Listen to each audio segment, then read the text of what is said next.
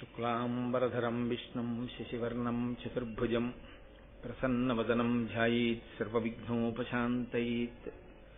గురుర్బ్రహ్మా గురుర్విష్ణుః గురుర్దేవో మహేశ్వరః గురుః సాక్షాత్ పరబ్రహ్మ తస్మై శ్రీగురవై నమః.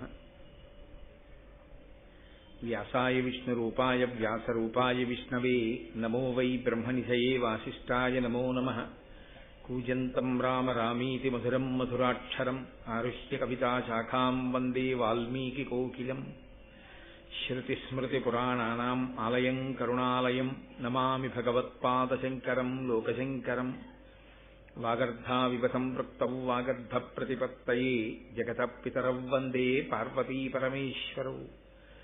సూక్తిం సమగ్రేతు న స్వయమేవ లక్ష్మీః శ్రీరంగరాజమహిషీమధురైః కటాక్షైః. వైదగ్ధ్యవర్ణగుణగుంభనగౌరవైర్యాం కండూలకర్ణకుహరాः కవయోధయంతి. హైమోర్ధ్వపుండ్రమజహన్మకుటం సునాసం మందస్మితం మకరకుండలచారుగండం.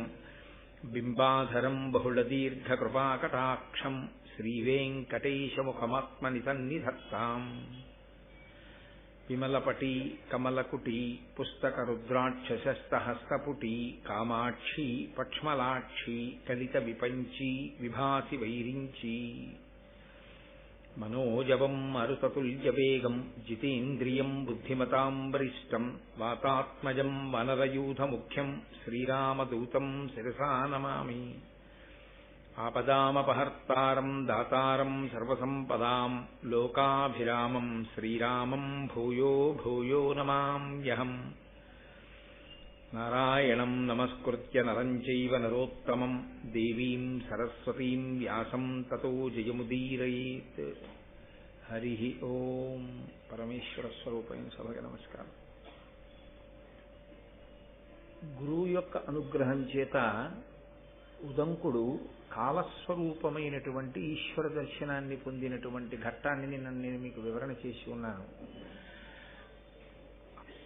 గురువు గారికి ఇవ్వవలసినటువంటి దక్షిణని చెల్లించే కార్యక్రమం పూర్తయిపోయిన తర్వాత గురువు గారు అనుజ్ఞనిచ్చారు ఉదంకుడికి, నీవు వెళ్ళి తపస్సు చేసుకో అని. ఆయన వెళ్ళి తపస్సుని ప్రారంభం చేశాడు. కానీ నేను నిన్న మీతో మనవి చేశాను, స్వభావము అని ఒకటి ఉంటుంది. ఆ స్వభావమునందు బలము ఉంటుంది, బలహీనత ఉంటుంది. ఈ బలహీనత అన్న శబ్దాన్ని మీరు కొంచెం జాగ్రత్తగా పరిశీలనం చేస్తే వేదాంతంలో అది జీవుడితో పాటుగా అనేక జన్మలలో చేసినటువంటి కర్మల యొక్క ఫలితము వలన ఆ కర్మల యొక్క ఫలితమును జీవుడు అనుభవించినప్పుడు ఏర్పడినటువంటి వాసనా దోషంగా అంటి పెట్టుకుని వెడుతూ ఉంటుంది అతనితో పాటుగా. నేను మీతో స్పష్టంగా దాన్ని ఇంకొంచెం వివరణాత్మకంగా మాట్లాడవలసి వస్తే, శరీరము పడిపోతూ ఉంటుంది. ఒక శరీరము కొన్నాళ్ళు ఉంటుంది, ఆ శరీరం వెళ్ళిపోతుంది. మా నాన్నగారి అన్నదమ్ములు ఉండేవారు, అందరూ వెళ్ళిపోయారు. మా అమ్మగారి అక్క చెల్లెళ్ళు ఉండేవారు, అందరూ వెళ్ళిపోయారు. ఆ తరం అంతా వెళ్ళిపోయింది. మా తరం ప్రారంభమైంది. మా తరంలో మా పెద్దనాన్నగారి పెద్దబ్బాయి, మా తరంలో పెద్దన్నగారు మొన్ననే పడిపోయాడు. కాబట్టి పడిపోతాయి శరీరాలు. ఒక్కొక్క శరీరం పడిపోతుంది. పడిపోతే ఆ జీవుడు శరీరంలోంచి నిర్గమిస్తాడు, బయటికి వెళ్ళిపోతాడు. వెళ్ళిపోతే ఎక్కడికి వెళ్ళాలి? ఎక్కడికి వెళ్ళడానికి ఏమి ఉండదు. రవీంద్రనాథ్ ఠాగూర్ గీతాంజలిలో వర్ణిస్తాడు, తల్లి ఒళ్ళో పెట్టుకోబడినటువంటి పసిపిల్లవాడికి తల్లి స్తన్యం ఇచ్చేటప్పుడు కుడి స్తనాన్ని వాడి నోట్లో పెట్టి వాడి కడుపు నిండలేదని వాడి తలని ఇటు నుంచి ఇటు తొడ మీదకి మార్చుకుని ఎడమ స్థనాన్ని వాడి నోట్లో పెట్టేటప్పుడు మధ్యలో ఉండే వ్యవధి ఎలా ఉంటుందో, జీవుడు ఈ శరీరాన్ని విడిచిపెట్టి ఇంకో శరీరంలోకి వెళ్ళడం అలా ఉంటుంది. భాగవతంలో దాన్ని ఒక అద్భుతమైన ఉపమానంతో వర్ణిస్తారు. గొంగళి పురుగు ఆకు మించి ఆకు మీదకి వెళుతుంది. వెళ్ళేటప్పుడు ఒక ఆకు మీదకి వెళ్ళి ఆకు చివర వరకు వెళ్ళి ఆ ఆకుకి దగ్గరగా ఉండే ఇంకో ఆకుని చూసుకుంటుంది. చూసుకుని మొట్టమొదట ఆ ముందు భాగాన్ని పైకెత్తుతుంది. పైకెత్తి గభాలన ఆ అవతల ఆకు మీదకి వాలుతుంది. వాలి పాకడం మొదలుపెట్టిన తర్వాత మెల్లిగా ఆఖరి భాగం వచ్చేటప్పటికి ఏమవుతుందంటే ఆ కొద్ది బరువుకి ఆకల పట్టుకుని ఉంటుంది. ఈ కొంచెం భాగాన్ని కూడా లాగేసుకుంటుంది అవతలాకు మీదకి, యువతలాకు దూరంగా వెళ్ళిపోతుంది. అలాగే జీవుడు ఒక శరీరాన్ని విడిచిపెట్టి వేరొక శరీరంలోకి వెళ్ళిపోతూ ఉంటాడు. వెళ్ళిపోయేటప్పుడు వచ్చేటటువంటి పెద్ద సమస్య అంతా ఎక్కడొస్తుందంటే, ఈ శరీరంతో ఉన్నంత కాలము దీన్ని భోగస్థానంగా వాడుకుంటూ దేని మీద విపరీతమైన మమకారాన్ని పెంచుకున్నాడో, దేన్ని అనుభవించడంలో తాదాత్మ్యతని పెట్టుకున్నాడో ఆ వాసనని పట్టుకుని పెడతాడు. ఒక ప్రత్యేకమైన పదార్థము అంటే ఇష్టం అనుకోండి, దానికి ఏ ప్రమేయం లేకుండా, దానికి ఒక ఆధారం లేకుండా, మీరు చూడండి, ఒక శిశువు జన్మిస్తాడు, వాడికి కొంచెం పెద్దవాడు అవగానే నాకు ఇది వద్దంటాడు, నాకు ఇది వద్దు.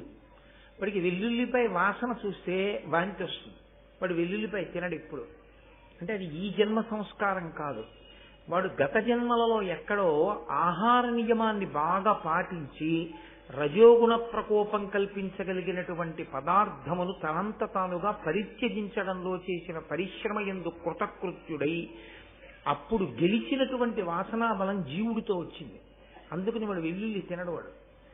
వాడు ఒక వస్తువుని ఎక్కువ ఇష్టపడతాడు. ఏదో తెల్లటి రంగు ఉందనుకోండి, చాలా ఇష్టపడతాడు. ఎప్పుడూ తెల్లటి బట్టలే కట్టుకుంటాడు, అసలు రంగు బట్ట కట్టుకోడు. ఎప్పుడూ తెల్ల బట్టలే. ఎందుకలా? లోకంలో అందరూ కట్టుకోవట్లే రంగు బట్టలు. అంటే అతనికి ఈ రంగుల మీద వ్యామోహం పోయి ఏదో సత్వగుణంలో ప్రవేశించాలని ఎప్పుడూ తెల్లటి బట్టలు కట్టుకుని ఉండాలనేటటువంటి సాధన కొంతకాలం చేశాడు గతంలో. ఆ జీవుడు కొంత దూరం వెళ్ళాడు, ఆ సాధన పూర్తి అవ్వలేదు, విడిచిపెట్టాడు. మళ్ళీ ఈ జన్మలోకి వచ్చాడు. ఇప్పుడు అతనికి ఇతర రంగుల వస్త్రాల మీద వ్యామోహం ఉండదు. మిగిలిన వాళ్ళందరూ వెళ్ళి రంగురంగుల బట్టలు బోల్డ్ అని చూసుకుంటూ ఉంటారు, అతనికి ఆ బాధ ఉండదు. అతను కేవలం ఎప్పుడూ తెల్లటి బట్టలే కట్టుకుంటాడు. ఎంత వ్యామోహాన్ని జయించాడో మీరు జాగ్రత్తగా ఆలోచించండి. అంత తేలిక విషయం ఏం కాదు. అతనికి దేంతోనూ ఇబ్బంది లేదు. అతనికి ఒక తెల్లటి ప్యాంటు, తెల్లటి షర్టు ఉంటే చాలు. అతను గెలిచాడు వాసనా బలాన్ని. అలాగే గెలవని వాసనా బలం ఉంటుంది, ఒక దాని మీద వ్యామోహం ఉండిపోతుంది. ఉండిపోయిన వ్యామోహం కూడా జీవుడి వెంట వచ్చేస్తుంది. వచ్చేస్తే అందులో చాలా ఇబ్బందికరమైనటువంటి లక్షణం ఏమిటంటే, తాను ఇష్టపడినదేదో ఆ ఇష్టపడిన వస్తువును తాను పొందడంలో ప్రతిబంధకంగా వచ్చినటువంటి వాడు ఎవరున్నాడో వాడి మీద దీర్ఘకాలము కోపం పెట్టుకునేటటువంటి లక్షణమును కలిగి ఉండడం.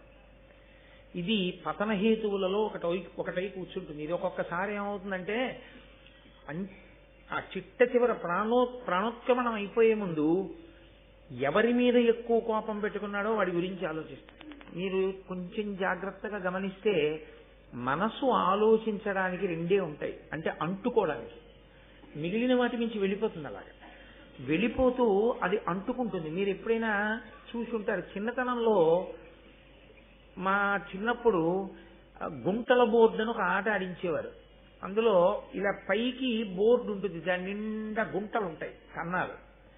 గోళీలన్నీ కింద ఒక డబ్బా లాంటి దాంట్లో పెట్టి ఒక పుల్లతో ఇలా అనమనేవారు. ఇలా అంటే అది అలా తిరిగి సమతలంగా ఉన్న ప్రదేశం నుంచి వెడితే కిందకు వస్తుంది. అది కానీ ఏదైనా గుంతలోకి వెడితే అందులోకి వెళ్ళి నిలబడుతుంది. అలాగే మనసుతో ఉన్న సమస్య ఏమిటంటే, అది ఎప్పుడూ ఖాళీగా ఉండదు. అది సంకల్ప వికల్ప సంఘాతమై అలా వెళుతూ ఉంటుంది ఎప్పుడు.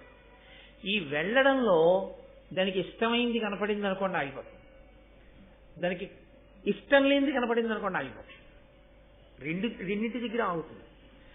ఇష్టం లేనిది ఏదో జ్ఞాపకానికి వచ్చింది అనుకోండి, ఎంత తప్పు పని చేశాడు రా వీడు, ఎంత బాధ పెట్టాడు రా నన్ను అని అదే పనిగా స్మరణ చేస్తుంది, పట్టుకుంటుంది అక్కడ కూడా.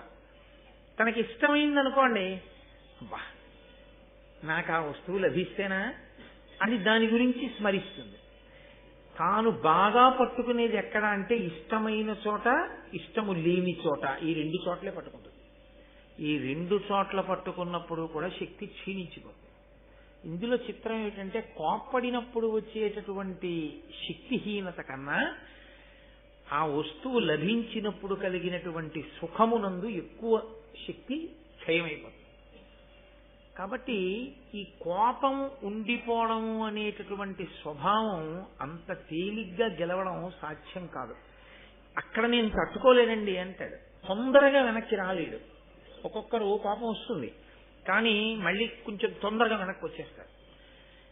అది మంచి లక్షణం. అది అలా తొందరగా వెనక్కి రాగలగడం అనేటటువంటిది అది ఒక ఈశ్వరానుగ్రహం సాధనలో. లేకపోతే అది చాలా దీర్ఘకాలం అలా ఉండిపోయింది అనుకోండి, చాలా ప్రమాదహేతు. అది జీవుడు నశించిపోతాడు దానివల్ల. ఈ దీర్ఘకాలం జ్ఞాపకం పెట్టుకుని తవ్వుకు బాధపడేటటువంటి లక్షణం ఏదుందో దాన్ని క్రోధము అని పిలుస్తారు. అదే లలితా సహస్రనామ స్తోత్రంలో క్రోధాకారాంకుశోజ్వల అని పేరు. అంకుశం మావటివాడు చేత్తో పట్టుకుంటాడు. పట్టుకుని ఏనుగు శరీరం మీద ఇంకెక్కడ పొడవడు ఆ చేతిలో ఉన్న అంకుశంతో. దాని మీద ఎక్కి కూర్చుని దాని కుంభస్థలం మీద పొడుస్తాడు. అది పెట్టి, అది ఇంగ్లీష్ అక్షరాల్లో స్మాల్ హెచ్ ఎలా ఉంటుందో అలా ఉంటుంది. అది పెట్టి పొడిస్తే దానికి తలకాయ ఎలా ఉంటుందంటే, మంచి ఎండాకాలంలో తిరిగి ఇంటికి వస్తే తల పగిలిపోతోంది అన్నప్పుడు ఉంటుంది. ఇలా ఒంగుని కూడా లేవలేరు, ధన్ ధన్ ధన్ అంటుంది తల. అంత బాధ పెడుతుంది దానికి. ఆ బాధకి అది లొంగిపోయి మావటి ఏం చెప్తే చేస్తుంది. అంకుశం చూస్తే భయం దానికి. అది తలని ఎలా పొడుస్తుందో, క్రోధము ఎవరు క్రోధం పెట్టుకున్నాడో వాడి తలను అలా పొడుస్తుంది. ఎంత పొడుస్తుందంటే అదే గుర్తు తెచ్చుకుని ఎంత అపకారం చేశాడు రా వీడు అని జ్ఞాపకం తెచ్చుకుని బాధ పెట్టి, చిత్రం ఏమిటంటే ఎక్కడ క్రోధం ఉందో అక్కడ కుతంత్రం పుడుతుంది. వాణ్ణి పాడు చేయడానికి అవకాశం ఎలా ఉంటుంది ఆలోచించడం మొదలెడుతుంది. అదొక పెద్ద పాపం. అది జీవుడు పతనమైపోవడానికి అజ్ఞానము చేత మాయ చేత ఏర్పడుతున్న పెద్ద కందకం అన్నమాట. దాన్ని దాటకపోతే మళ్లీ దాటడానికి ఎన్ని వందల జన్మలలో దాటుతాడో ఎవరికీ తెలియదు. అలా అంటుకుని ఉండిపోతుంది. మీకు ఎదురు కనపడతాయి భారతంలో అలాంటి ఘట్టాలు. దానివల్ల వచ్చేటటువంటి ఉపద్రవం ఏమిటంటే, దీర్ఘకాలం దాన్ని మనసులో పెట్టుకుని ఎలా ఎలా ఎలా అన్న ఆలోచన వస్తూనే ఉంటుంది. అదే జరిగింది ఉదంకుడి విషయం. ఇంత దర్శనం చేశాడు, ఇంత గురుదక్షిణ కట్టాడు, గురువుగారి దగ్గర ఆశీర్వచనం పొందాడు, ధన్యుడయ్యాడు, ఆశ్రమాన్ని నిర్మించుకున్నాడు, చక్కగా తపస్సు చేస్తున్నాడు. కానీ అతనికి అప్పుడప్పుడు జ్ఞాపకం వస్తూ ఉంటాడు తక్షకుడు. ఎప్పుడు తక్షకుడు జ్ఞాపకం వచ్చినా ఆనాడు ప్రార్థన చేయడం చేశాడు తక్షకుణ్ణి. అది ప్రేమ చేత కాదు, లొంగ తీసుకోవడం కోసమని మనసులోంచి వచ్చినటువంటి ఒక రకమైన ప్రకోపం. అది పూర్తి పరిణతి వలన కలిగినది కాకపోయింది. దాని వలన ఇప్పుడు అతనికి తక్షకుడి మీద క్రోధం ఆవహించింది. నేను ఆనాడు పౌష్య మహారాజు యొక్క భార్య దగ్గర కుండలములను తీసుకొస్తుంటే వాటిని అపహరించాడు, నాగలోకానికి తీసుకుపోయాడు. నేను అంత కష్టపడి మళ్ళీ వాటిని తెచ్చుకోవలసి వచ్చింది. నన్ను ఎంత బాధ పెట్టాడు. కాబట్టి ఈయన్ని విడిచిపెట్టకూడదు, తక్షకుణ్ణి విడిచిపెట్టకూడదు అన్నప్పుడు తక్షకుణ్ణి పాడు చేయడానికి రెండు మార్గాలు ఉంటాయి. అప్పుడు ఒకటి, తానే పాడు చేయొచ్చు. ఎందుచేత? తాను తపోనిధి, ఇప్పుడు చాలా తపస్సు చేసి ఉన్నాడు కాబట్టి. ఒకటి, తన తపస్సు చేత శాపవాక్కుని విడిచిపెట్టడం. సో నీకు ఈ కష్టం కలుగుతుంది, కానీ అలా చేస్తే తను చేసిన తపస్సు క్షీణించిపోతుంది. శాపవాక్కు ఎప్పుడు విడిచిపెట్టినా వరనిచ్చిన రెండిటికి పోతుంది చేసినటువంటి తపస్సు. కాబట్టి ఆయన ఆలోచించి ఒక నిర్ణయానికి వచ్చాడు. ఎంత తమాషాగా ఉంటాయో చూడండి. క్రోధంలో వచ్చేటటువంటి ఆలోచనలు ఎలా అల్లుకుంటాయో చూడండి మనిషిలోంచి. నన్నింత కష్టపెట్టినటువంటి వాడు తక్షకుడు. నిష్కారణంగా ఒక బ్రహ్మచారి గురుదక్షిణ తెచ్చుకుంటుంటే ఇబ్బంది పెట్టిన వాడిని శిక్షించవలసిన వాడెవరిప్పుడు? రాజే. ఏ రాజు గురుదక్షిణ ఇవ్వడంలో సహకరించాలో ఆ రాజే గురుదక్షిణ తెచ్చుకుంటున్నప్పుడు ఇబ్బంది పెట్టిన వాడిని కూడా శిక్షించాలి. ఇప్పుడు నేనున్న ప్రాంతం జనమేజయుడి చేత పరిపాలింపబడుతోంది కాబట్టి నేను వెళ్లి జనమేజయుడికి ఫిర్యాదు చేస్తాను. అప్పుడు నా తపస్సేం భంగపడదు కదా. ఇప్పుడు జనమేజయుడికి చెప్తే జనమేజయుడు తక్షకుడిని నాశనం చేయాలి. తక్షకుడితో పోకూడదు. ఇది తక్షకుడితో పాటుగా ఇలాంటి పాములన్నీ నశించిపోవాలి. అంత కక్ష ఎందుకు అంటే మరి తాను ప్రార్థన చేస్తే ఎవరూ కనపడలేదుగా. నాగలోకానికి వెళ్ళి అన్ని పద్యాలు చదివినా కనపడి సత్కరించిన వాడు ఎవరూ లేడుగా. ఎవరో దివ్య పురుషుడు అనుగ్రహించాడు కానీ అక్కడ. కాబట్టి ఇప్పుడు ఆ నాగవంశం అంతా పాములన్నీ నశించిపోవాలి. అయితే ఒకటి, ఇటువంటి ఆలోచనలు వచ్చే ముందు ఒక్కొక్కసారి ఈశ్వర సంకల్పములు కూడా ఉంటాయి. అది ఎక్కడ అన్నది మీకు నేను ఆ ప్రత్యేకమైన సందర్భంలో వివరణ చేస్తాను. కాబట్టి ఇప్పుడు తక్షకుడితో పోకూడదు. తక్షకుడితో పాటు మిగిలినటువంటి నాగవంశమంతా నశించిపోవాలి. దీనికి నేను జనమేజయుడి దగ్గరికి వెళ్ళి ఆయన యొక్క మనసు పాములన్నింటినీ కూడా నశింపచేసే విధంగా ఆయన మనసులో ప్రచోదనం కలిగేటట్టు మాట్లాడతాను. మీకు ఇందులో ఒక తమాషా ఉంటుంది. బాగా కోపం ఉన్నవాడు వెంటనే మాట్లాడడం ఒక ఎత్తు, అదుపు తప్పి ఉంటుంది ఆ మాట. అప్పుడు నోటి నుంచి వచ్చేటటువంటి మాటలో ఉచ్చనీచములు ఉండవు. గబుక్కుని నోటి వెంట అనరాని పరుషవాక్యాలు వచ్చేస్తాయి. మనసు ఇంకా చాలా అదుపులో ఉంచుకుని మాట మాత్రమే వ్యగ్రతతో ఉంది తప్ప మనసు అంత తొందరగా ఆ తమోగుణానికి రజోగుణానికి పూర్తిగా వశమైపోయేంత స్థితిలో ఉన్నవాడు కాదు ఆయన అని గుర్తు ఏమిటంటే దేనికి కోపం వచ్చిందో అదొకటే మాట్లాడతాడంతే తప్ప నింద చేయడం కానీ, నోటి వెంట పరుషవాక్యాలు విడిచిపెట్టడం కానీ, తిట్టడం కానీ అలాంటివి రావు. అంటే అదుపులో ఉంది అని గుర్తు. ఇందులో తిన్నగా వెళ్ళి తాను జనమేజయుడికి చెప్పేశాడు అనుకోండి, అది ఏదో అతకని విధంగా తన కోపం అంతా వెళ్ళగక్కినట్టు ఉంటుంది. కానీ అలా ఉండకూడదు. ఇప్పుడు తన కోపం వెళ్ళగక్కడం ప్రధానం కాదు, జనమేజయుడికి కోపం రావాలి తక్షకుడి మీద. ఇప్పుడు తన కోపాన్ని జనమేజయుడి మనసులో పెట్టాలి. పెట్టి నిజమే నేను తక్షకుడి వంశాన్ని నాగుల్ని నాశనం చేసేయాలనేటటువంటి బుద్ధి పుట్టాలి. ఇప్పుడు ఏం చేస్తారో తెలుసా అండి? నేను వెళ్ళి ఇలా చెప్తే ఇలా అంటాడు. అప్పుడు నేను ఇలా అంటే నా బేలతనం బయటికి వస్తుంది. ఏమయ్యా నీ మనసులో ఉన్న రాగద్వేషాలన్నీ నాకు అంటించడానికి వచ్చావా అంటే, నన్ను వాడుకోవడానికి వచ్చావా అంటే మళ్ళీ అదో అవమానం. అందుకని ఒకవేళ అతని వైపు ఎవరైనా సభలో మాట్లాడితే, నేను మాట్లాడితే ఇంకా రాజు మళ్ళీ దాన్ని అలా కాదయా ఇలా జరిగిందేమో అనడానికి అవకాశం ఉండకూడదు. అలా రాజు మనసులో క్రోధం కలగాలి. కాబట్టి నేను ఎలా మాట్లాడితే ఆయన బుర్రకెక్కుతుంది. ఇది బాగా సావధానంగా ప్రణాళిక నిర్మాణం చేయడం. ఇది మరింత ప్రమాదకరమైన స్థితి. ఎందుకో తెలుసా అండి? అవతలవాడి పతనం కోసం యువతలవాడు తన క్రోధాన్ని అణిచిపెట్టి ఇంకొకరి మనసులోకి ఆ క్రోధాన్ని ప్రవేశపెట్టడం కోసం గొప్ప ప్రణాళికని నిర్మాణం చేయడం. ఇది పైకి చూడ్డానికి అబ్బా ఎంత గొప్ప వ్యూహరచన చేశాడండి అనిపిస్తుంది. యథార్థమునకు అవి జారుడు మెట్లు. అలాంటి జారుడు మెట్ల మీద నిలబడిన వాడు జీవుడు కిందకి వెళ్ళిపోతాడు, జీవుడు జారిపోతాడు. ఎందుకనంటే నిన్ను మోసం చేసిన వాడు ఏ పాపాన్ని పొంది ఉన్నాడో మోసం చేసిన వాడి పట్ల చేసేటటువంటి కుట్ర చేత నీవు కూడా అలాగే జారిపోతున్నావు. సమానంగా జారిపోతున్నప్పుడు ఈశ్వరుడు ఇప్పుడు అతన్ని మాత్రమే శిక్షించవలసిన అవసరం ఎక్కడుంది? నీకు శిక్ష వేయవలసి ఉంటుంది. ఎందుకంటే ఈశ్వరుడు శిక్ష వేస్తే చేసిన క్రియకే కాదు, ఇలా చేస్తే బాగుండన్న నీ మానసికమైన వికారానికి కూడా వేయవలసి ఉంటుంది. చిత్రగుప్తుడు అంటే మనసుతో చేసిన దాన్ని కూడా రాసుకుంటాడు కదా మరి ఈశ్వరుడు. అందుకని నీ మనసు యందు రాకూడని ఆలోచనలు వచ్చాయి, రావడమే పాపహేతు. ఇప్పుడు ఈ పాపహేతు ఏం చేస్తుందంటే వాణ్ణి శిక్షిస్తే నిన్ను శిక్షించాలి. నువ్వు శిక్షార్హుడవే, నువ్వు పుణ్యాత్ముడవై నిలబడినది ఎక్కడ? నిన్ను కాపాడడానికి నేను బయలుదేరడానికి నువ్వు నన్నే నమ్మి నిలబడింది ఎక్కడ? వాడిని ఎలా పాడు చేయిస్తాను నీ ఆలోచనలు నువ్వు చేయలా అన్న స్థితి వస్తుంది కదా. అందుకని జారుడు మెట్ల మీద నిలబడ్డట్టు క్రౌర్యముతో ఆలోచించి ప్రణాళికా నిర్మాణము చెయ్యడం అనేటటువంటి దాని యందు బ్రాహ్మణునికి అటువంటి వ్యగ్రత అస్సలు పనికిరాదు.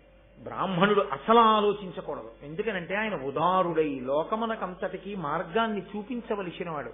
వెంటనే ఉద్ధరించి మనస్సు సంస్కరింపబడేటటువంటి స్థితి తేవాలి తప్ప అసలు అవతల వారిలో కలిగిన ఆలోచనని కూడా ప్రోత్సహించకూడదు. అటువంటి ఉదంకుడు ఇంత తపస్సు చేసినవాడు ఇటువంటి ఆలోచన, ఇంత గొప్ప వ్యూహ నిర్మాణం చెయ్యకూడదు.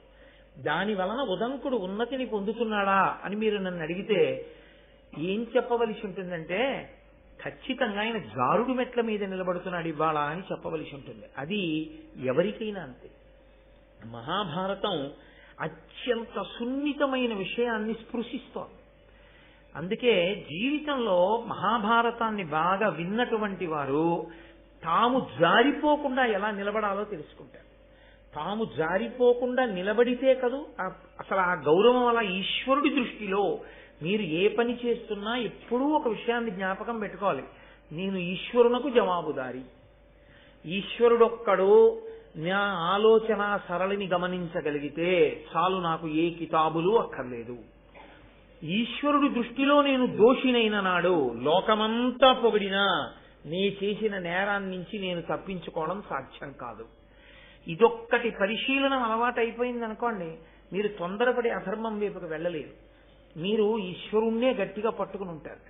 మీకు ఎక్కువ బాధ కలిగితే దాన్ని ఈశ్వరుడికే వెళ్ళి చెప్పడం అలవాటైంది అనుకోండి, ఈశ్వరుడి కాళ్ళు పట్టుకోవడమే అలవాటైంది అనుకోండి, ఈశ్వరుడికి మీరు విడిచిపెడితే ఆయనకి తెలుసు ఎలా బుద్ధి చెప్పాలో, ఆయనకి తెలుసు మిమ్మల్ని ఎలా రక్షించాలో, మిమ్మల్ని ఎలా కాపాడాలో. అనవసరంగా మనం ప్రణాళికలు వేసేసి మనం జారిపోవడం ఈ జన్మతో పోదు. ఈ క్రోధం జీవుణ్ణి పట్టు కూర్చుందంటే ఎన్ని జన్మల వరకైనా వెళుతుంది. ఇది ఎక్కడ వరకు వెళ్ళిందో తెలుసా అండి? ఇక్కడ మొదలుపెట్టిన కథ. ఉదంకుడి మనసులో కృతయుగంలో వచ్చిన ఆలోచన కలియుగం వరకు నడిచింది. దాని ప్రభావం, ఒక్క మాట ప్రభావం కృతయుగంలో జనమేజయుడి దగ్గర, కృతయుగంలో ఆనాడు కద్రువ ఇచ్చినటువంటి శాప ప్రభావం కలియుగంలో ఫలించడానికి ఈయన మాట్లాడిన మాట కారణమైంది. అంటే దైవము యొక్క శాసనము అమలు కావడానికి ఇవాళ ఉదంకుడు పనికొచ్చాడు. ఎందుకు పనికొచ్చాడు? రజోగుణ ప్రకోపం ఉండిపోబట్టి పనికొచ్చాడు. అది లేకపోతే ఇతన్ని సాధనం చేసుకోరు, ఇతనికి ఆ అపవాదు వచ్చే అవకాశం ఉండదు. కాబట్టి ఇప్పుడు ఆయన జనమేజయుడి దగ్గరికి వెళ్ళి అంటున్నాడు, మితహిత సత్యవాక్య. ఎంత గమ్మత్తుగా ఉంటుందనుకుంటున్నారు? మామూలుగా వెళ్ళి మాట్లాడినప్పుడు కన్నా అవతల వారి వలన ఒక ప్రయోజనాన్ని సాధించుకోవాలనుకుని బాగా ప్రణాళిక వేసుకుని వచ్చిన వాడు మాట్లాడే మాటలు చాలా పకడ్బందీగా ఉంటాయి. కాబట్టి ఏమని పిలిచాడంటే, జనమేజయుణ్ణి పిలుస్తూనే మితహిత సత్యవాక్య జనమేజయ భూజనవంద్య ఏను సుస్థితి గురుదేవ కార్యములు చేయగబోను తెరింగి వంచనోన్నతమతి అకారణమున నాకపరాధము చేసే తక్షకుండు అతి కుటిల స్వభావుడు పరాత్మ విశేష వివేక శూన్యుడై. ఆయన అన్నాడు, మితహిత సత్యవాక్య అని పిలిచాడు. ఎక్కువ మాట్లాడడం అనేటటువంటిది ఒక దోషం శాస్త్రంలో. ఎక్కువ మాట్లాడడం అనేటటువంటిది ఆయుర్దాయాన్ని తగ్గిస్తుంది ఒకటి. రెండు, మీరు ఎక్కువ మాట్లాడడం వల్ల రెండు దోషములు వచ్చి అందులో చేరిపోతాయి. ఒకటి, మీరు ఏదో ఒకటి చెట్ట చివరికి ఏమంటారంటే చూస్తానులేండి అంటారు. చూస్తానులేండి అంటే సగం చేస్తానులేండి కాదు. ఆ తర్వాత మీరు ఎందుకంటారంటే అది ఇప్పటికి వెళ్ళిపోతాడుగా తర్వాత చూడచ్చు. కానీ అది ఏమవుతుందంటే అసత్య దోషం కింద వెళ్ళి పడిపోతుంది. అది పెద్ద దోషం. ఎక్కువ మాట్లాడడం వల్ల వచ్చేటటువంటి పెద్ద ప్రమాదం ఎక్కడ అంటే అసత్యము వెళ్ళి కూర్చుంటుంది సంభాషణ మనం. కాబట్టి ఎక్కువ మాట్లాడరు. రెండు, మీరు ఎక్కువ మాట్లాడితే స్పందనకి ప్రతిస్పందన ఉంటుంది కదా, మీ పక్కన ఉన్నవాడు అంతా మాట్లాడతాడు, అందులో మీ రాగద్వేషాలు వచ్చి చేరుతాయి. చేరి ఏంటి ఇలా మాట్లాడుతున్నాడు, అతని గురించి ఇలా అన్నాడు ఏంటి, అమ్మో ఇతన్ని మనం ఎక్కువ దగ్గరికి చేర్చకూడదు, ఇన్ని ఆలోచనలు బయలుదేరుతాయి అందులోంచి. కాబట్టి ఎవరు మితముగా మాట్లాడతారో వాడు తన మీద తాను నియంత్రణ ఉన్నవాడు. కాబట్టి నన్ను ఎక్కువ ప్రశ్నలు వేయకుస్మా ఇప్పుడు నేను అడిగిన దాని మీద అన్నది ఎందుకని, తను ఎక్కువ ప్రశ్నలు వేశాడనుకోండి తన కోరిక తీరదేమోనని. నువ్వు చాలా మితంగా మాట్లాడేవాడు బాయ్ అన్నాడు అనుకోండి, ఎక్కువ మాటలు మాట్లాడకుండా తన మాట ఒప్పేసుకుంటాడు. అయ్యా మీరు నేను మిమ్మల్ని ఒకటి అడగదలుచుకున్నాను, కానీ మీరు మాత్రం కాదు వద్దు అనకూడదు, ఈ ఒక్కసారి మా మాట వినాలి అని ముందు అన్నారు అనుకోండి, ఇంకా మీరు ఊ అన్నా ఎందుకు? మిమ్మల్ని ఊ అన్నది అనిపించడానికి వచ్చాడంతే కాదు, అది అనుమతించారు, అనిపించుకోవడానికి వచ్చాడు. కానీ నిజంగా మీరు అనుమతిస్తున్నారో లేదో ఆయనకు అనవసరమైన విషయం అది. మీరు హృదయం పరిపూర్ణంగా మీరు అనుమతిస్తే చేస్తాను అన్నాడు అనుకోండి వేరు, మీరు కాదనకూడదు, మీరు ఊ అనాలి అంతే ఈ ఒక్కసారికి అన్నాడు అనుకోండి, ఇంకా మీరు అది వినకుండా ఊ అనడం మంచిది కాదు. ఊ అనాలనుకుంటే నేను అలా అనను, అది నా స్వభావం కాదు అని మీరు అనగలిగితే ఆయనతో మీ అనుబంధాన్ని కొనసాగించడం ప్రశ్నార్థం కదా. ఎంత ఇబ్బంది ఉంది, ఒక్క మాటలో ఎంత ఇబ్బంది ఉంటుందో చూడండి. కాబట్టి మిత హిత సత్య వాక్య, ఎంత గొప్ప మాట్లాడేశారో చూడండి. అది లోపలి ఆలోచన. మితంగా మాట్లాడేవాడా, హితంగా మాట్లాడేవాడా అంటే నేను అన్నదానికి కాదనకుండా ఉండేవాడా. సత్యవాక్య, చూస్తానులేండి అన్న తర్వాత డేట్లు ఇవ్వకుండా పోకూడదు, ఇచ్చి తీరాలి. కాబట్టి సత్యవాక్య అన్నమాట నిలబెట్టుకోవాలి. కాబట్టి ఇప్పుడు ఏం చేస్తున్నట్లు, జనమేజయుడు తానన్న మాట వినేటట్టుగా ఆయన్ని మానసికంగా సిద్ధం చేస్తున్నాడు. జనమేజయ, మీ మంత్రి గారిని అన్నానో సైన్యాధ్యక్షుడిని అన్నానో అనుకుంటున్నావేమో, నిన్నే. కాబట్టి మితహిత సత్యవాక్య జనమేజయ, నేను చాలా మంచివాణ్ణయా. భూజనవంద్య, ఏను సుస్థితి గురుదేవ కార్యములు చేయగబూనుటెరింగి, నేను గురుదక్షిణ తేవడం కోసమని చెప్పి వెళ్లి వస్తున్నాను, నేను పవిత్రమైన పని మీద ఉన్నానని తెలిసి కూడా ఇది చెయ్యకూడని పని, ఇది చెయ్యవలసిన పని అనేటటువంటి వివేకాన్ని పూర్తిగా మర్చిపోయి పెద్దల పట్ల ఎలా ప్రవర్తించాలో ప్రవర్తించవలసినటువంటి విధానాన్ని పూర్తిగా విస్మరించి కుటిల స్వభావుడై అవతల వారిని మోసం చెయ్యడమే తన ప్రధానమైనటువంటి ఆలోచన విధానంగా పెట్టుకున్నవాడై ఆ తక్షకుడున్నాడే, ఆయన నన్ను చాలా ఇబ్బంది పెట్టాడు. కుండలములు పట్టుకుపోయాడు కాబట్టి ఇప్పుడు నువ్వు జోక్యం చేసుకోమని అడగట్లేదు, కుండలములు తెచ్చేశాను. కానీ నేను ఎంత బాధపడ్డానో తెలుసా, చాలా బాధపడ్డాను ఆ తక్షకుని యొక్క ప్రవర్తన చేత. కాబట్టి భూజనవంద్య, భూమిజనుల చేత నమస్కరింపబడేవాడా, అటువంటి తప్పు చేసిన వాడు ఇప్పుడు దాని వల్ల వచ్చిన నష్టమేమిటి అని నువ్వు వదిలిపెట్టడానికి వీల్లేదు. నేను బాధపడ్డానా లేదా? కాబట్టి ఆ బాధపడిన దానికి నువ్వు పరిహారం చూపించాలంటే తక్షకుణ్ణి నువ్వు శిక్ష వేయాలి అని. ఇప్పుడు రాజు మనస్సు ఎటువైపు గడుతుంది మీరు ఆలోచించండి. ఆయన నిష్పక్షపాతంగా ఒక ఆలోచన చేస్తాడు. ఇందులో ఒక చిన్న ఇబ్బంది ఒకటి వస్తుంది. పోన్లేండి పంతులు గారు, దానికి ఏముంది, నిజమే కుండలాలు ఎత్తుకుపోయాడులేండి, మీరేం సామాన్యులా, మీకు వెంటనే దివ్య పురుషుడు కనిపించి మీకు ఆ కుండలాలు ఇచ్చేసి ఆ గుర్రం చెవిలో మీరు ఊదేసరికి అగ్నిహోత్రం అంతా వ్యాపించలా? అటువంటి మహానుభావులు మీరు ఇవాళ మా సభకి రావడమే చాలా సంతోషం, రెండు పూలదండం అని ఆయనకి వేసేసి కాళ్ళు కడిగేసి అవి నెత్తి మీద వెళ్ళేసుకుని ఓ పంచల్సా పెట్టి పంపించేశాడు అనుకోండి, ఈయన కోరిక తీరుతుందా? తీరదు. పోన్లేండి ఏదో జరిగింది, ఏదో జరిగిపోయింది, మీరు బ్రాహ్మణులు అంత కోపం పెట్టుకోకూడదు, మీ మనస్సు వెన్నపూసలా ఉండాలి, పౌష్య మహారాజు చెప్పాడుగా, అలా చెప్పాడు అనుకోండి తిరిగి. అప్పుడు రాజు మనసులో క్రౌర్యం లేదు కదండి. అందుకని క్రౌర్యం లేదు కాబట్టి పోన్లేండని కొంత ఆలోచిస్తే ఆలోచించచ్చు, లేదా తాననుకున్నంత శిక్ష వెయ్యకపోవచ్చు. నిజమే, అలా చెయ్యకుండా ఉండవలసింది.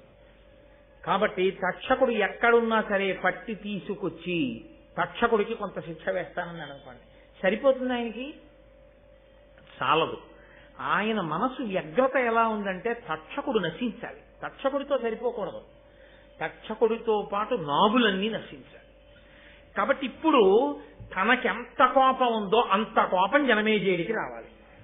కాబట్టి ఇప్పుడు ముందు తనెందుకు వచ్చాడో తన వైపు నుంచి చెప్పాడు, ఇప్పుడు ఇంకొక మాట చెప్పాడు. ఎంత గొప్ప ఆలోచన చేశాడో చూడండి. ఇప్పుడు అన్నాడు, అనవరతార్థదాన యజనాభిరతున్ భరతాన్వయాభివర్ధను సకల ప్రజాహిత విధాను ధనంజయ సన్నిభున్ భవజ్జనకు పరీక్షితున్ భుజగజాల్ముడసహ్య విశోగ్ర ధూమకేతన హతి చేసిన తిదాంతు కృతాంత నికేతనాతిథిన్.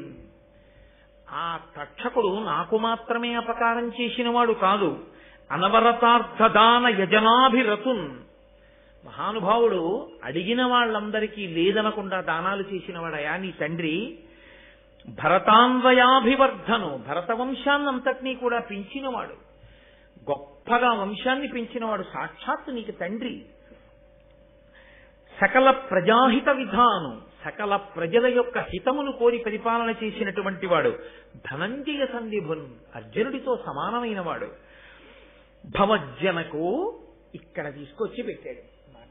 ఇంత పొగిడి ఎవరనుకుంటున్నావు? భవజ్జనకు నీ తండ్రి. పరీక్షిత్ మహారాజుని ఆ తక్షకుడు ఏం చేశాడో తెలుసా? భయంకరమైనటువంటి తన యొక్క విషము అనబడేటటువంటి అగ్ని జ్వాలల చేత దహించి యమధర్మరాజు సదనానికి అతిథిగా పంపించాడు. లేకపోతే నీ తండ్రి ఇంకా ఎంతకాలం రాజ్యం చేయవలసింది? మీ తండ్రిని పొట్టన పెట్టుకున్నవాడు ఆ తక్షకుడే. ఈ మాట అనేసరికి ఎంత కాదన్నా జనమేజయుడిలో తాను కోరిన ప్రతిస్పందన వస్తుంది కదండి. ఇది ఆయన ఆలోచన. మా నాన్నని చంపేశాడు కదూ. తక్షకుడు ఎందుకు చంపాడు? ఒక బ్రాహ్మణ వాక్కు కొరకు చంపాడు. శృంగి అనబడేటటువంటి మహర్షి కుమారుడు ఒకడు శపించాడు, నేటికి 7వ రోజు లోపల నువ్వు తక్షకుని యొక్క విషము చేత మరణిస్తావు అని శాపవాక్కు విడిచిపెట్టాడు. ఆ శాపవాక్కు నిజమవ్వాలి కాబట్టి తక్షకుడు వచ్చి చంపాడు. దాన్ని ఎంత చమత్కారంగా చెప్పాడో చూడండి ఆయన. అంటే ఏదైనా సరే అవతల వారికి కోపం తెప్పించేటట్టుగా మాట్లాడగలిగినటువంటి ప్రజ్ఞ. వాక్కు ఎంత దూరం వెడుతుందో, వాక్కు ఎంత శక్తివంతమైందో చెప్తున్నారు. ప్రహ్లదుడైన అతను కాదనకిట్టిపాటి అపకారము తక్షకుడేక విప్ర సంబోధన చేసే నృపపుంగవ, నీవు అనేక భూసురాపాదిత సర్పయాగమున భస్మము చేయుము. తక్షకాదికాకోదర సంహతిన్ హుత మహోగ్ర సమగ్ర శిఖాచయంబులన్. తక్షకుడు ఎందుకు చంపేశాడో తెలుసా మీ నాన్నని? తక్షకుడికి మీ నాన్నకి ఏమీ వైరం లేదు. మీ నాన్నగారు తక్షకుడిని ఎప్పుడూ ఏమీ అనలేదు. ఎవరో ఒక బ్రాహ్మణుడు మారు పలకలేదన్న కోపంతో మీ తండ్రి ఆయన మెడలో ఒక మృత సర్పాన్ని వేశాడు. తండ్రి మెడలో మృత సర్పాన్ని వేశాడన్న మాటకి కోపం వచ్చి ఆ ముని యొక్క కుమారుడు నేటికి 7వ రోజు లోపల నువ్వు తక్షకుడి వలన మరణిస్తా అన్నాడు. అంటే ఇప్పుడు తక్షకుడికి 2 మార్గాలు ఉన్నాయి.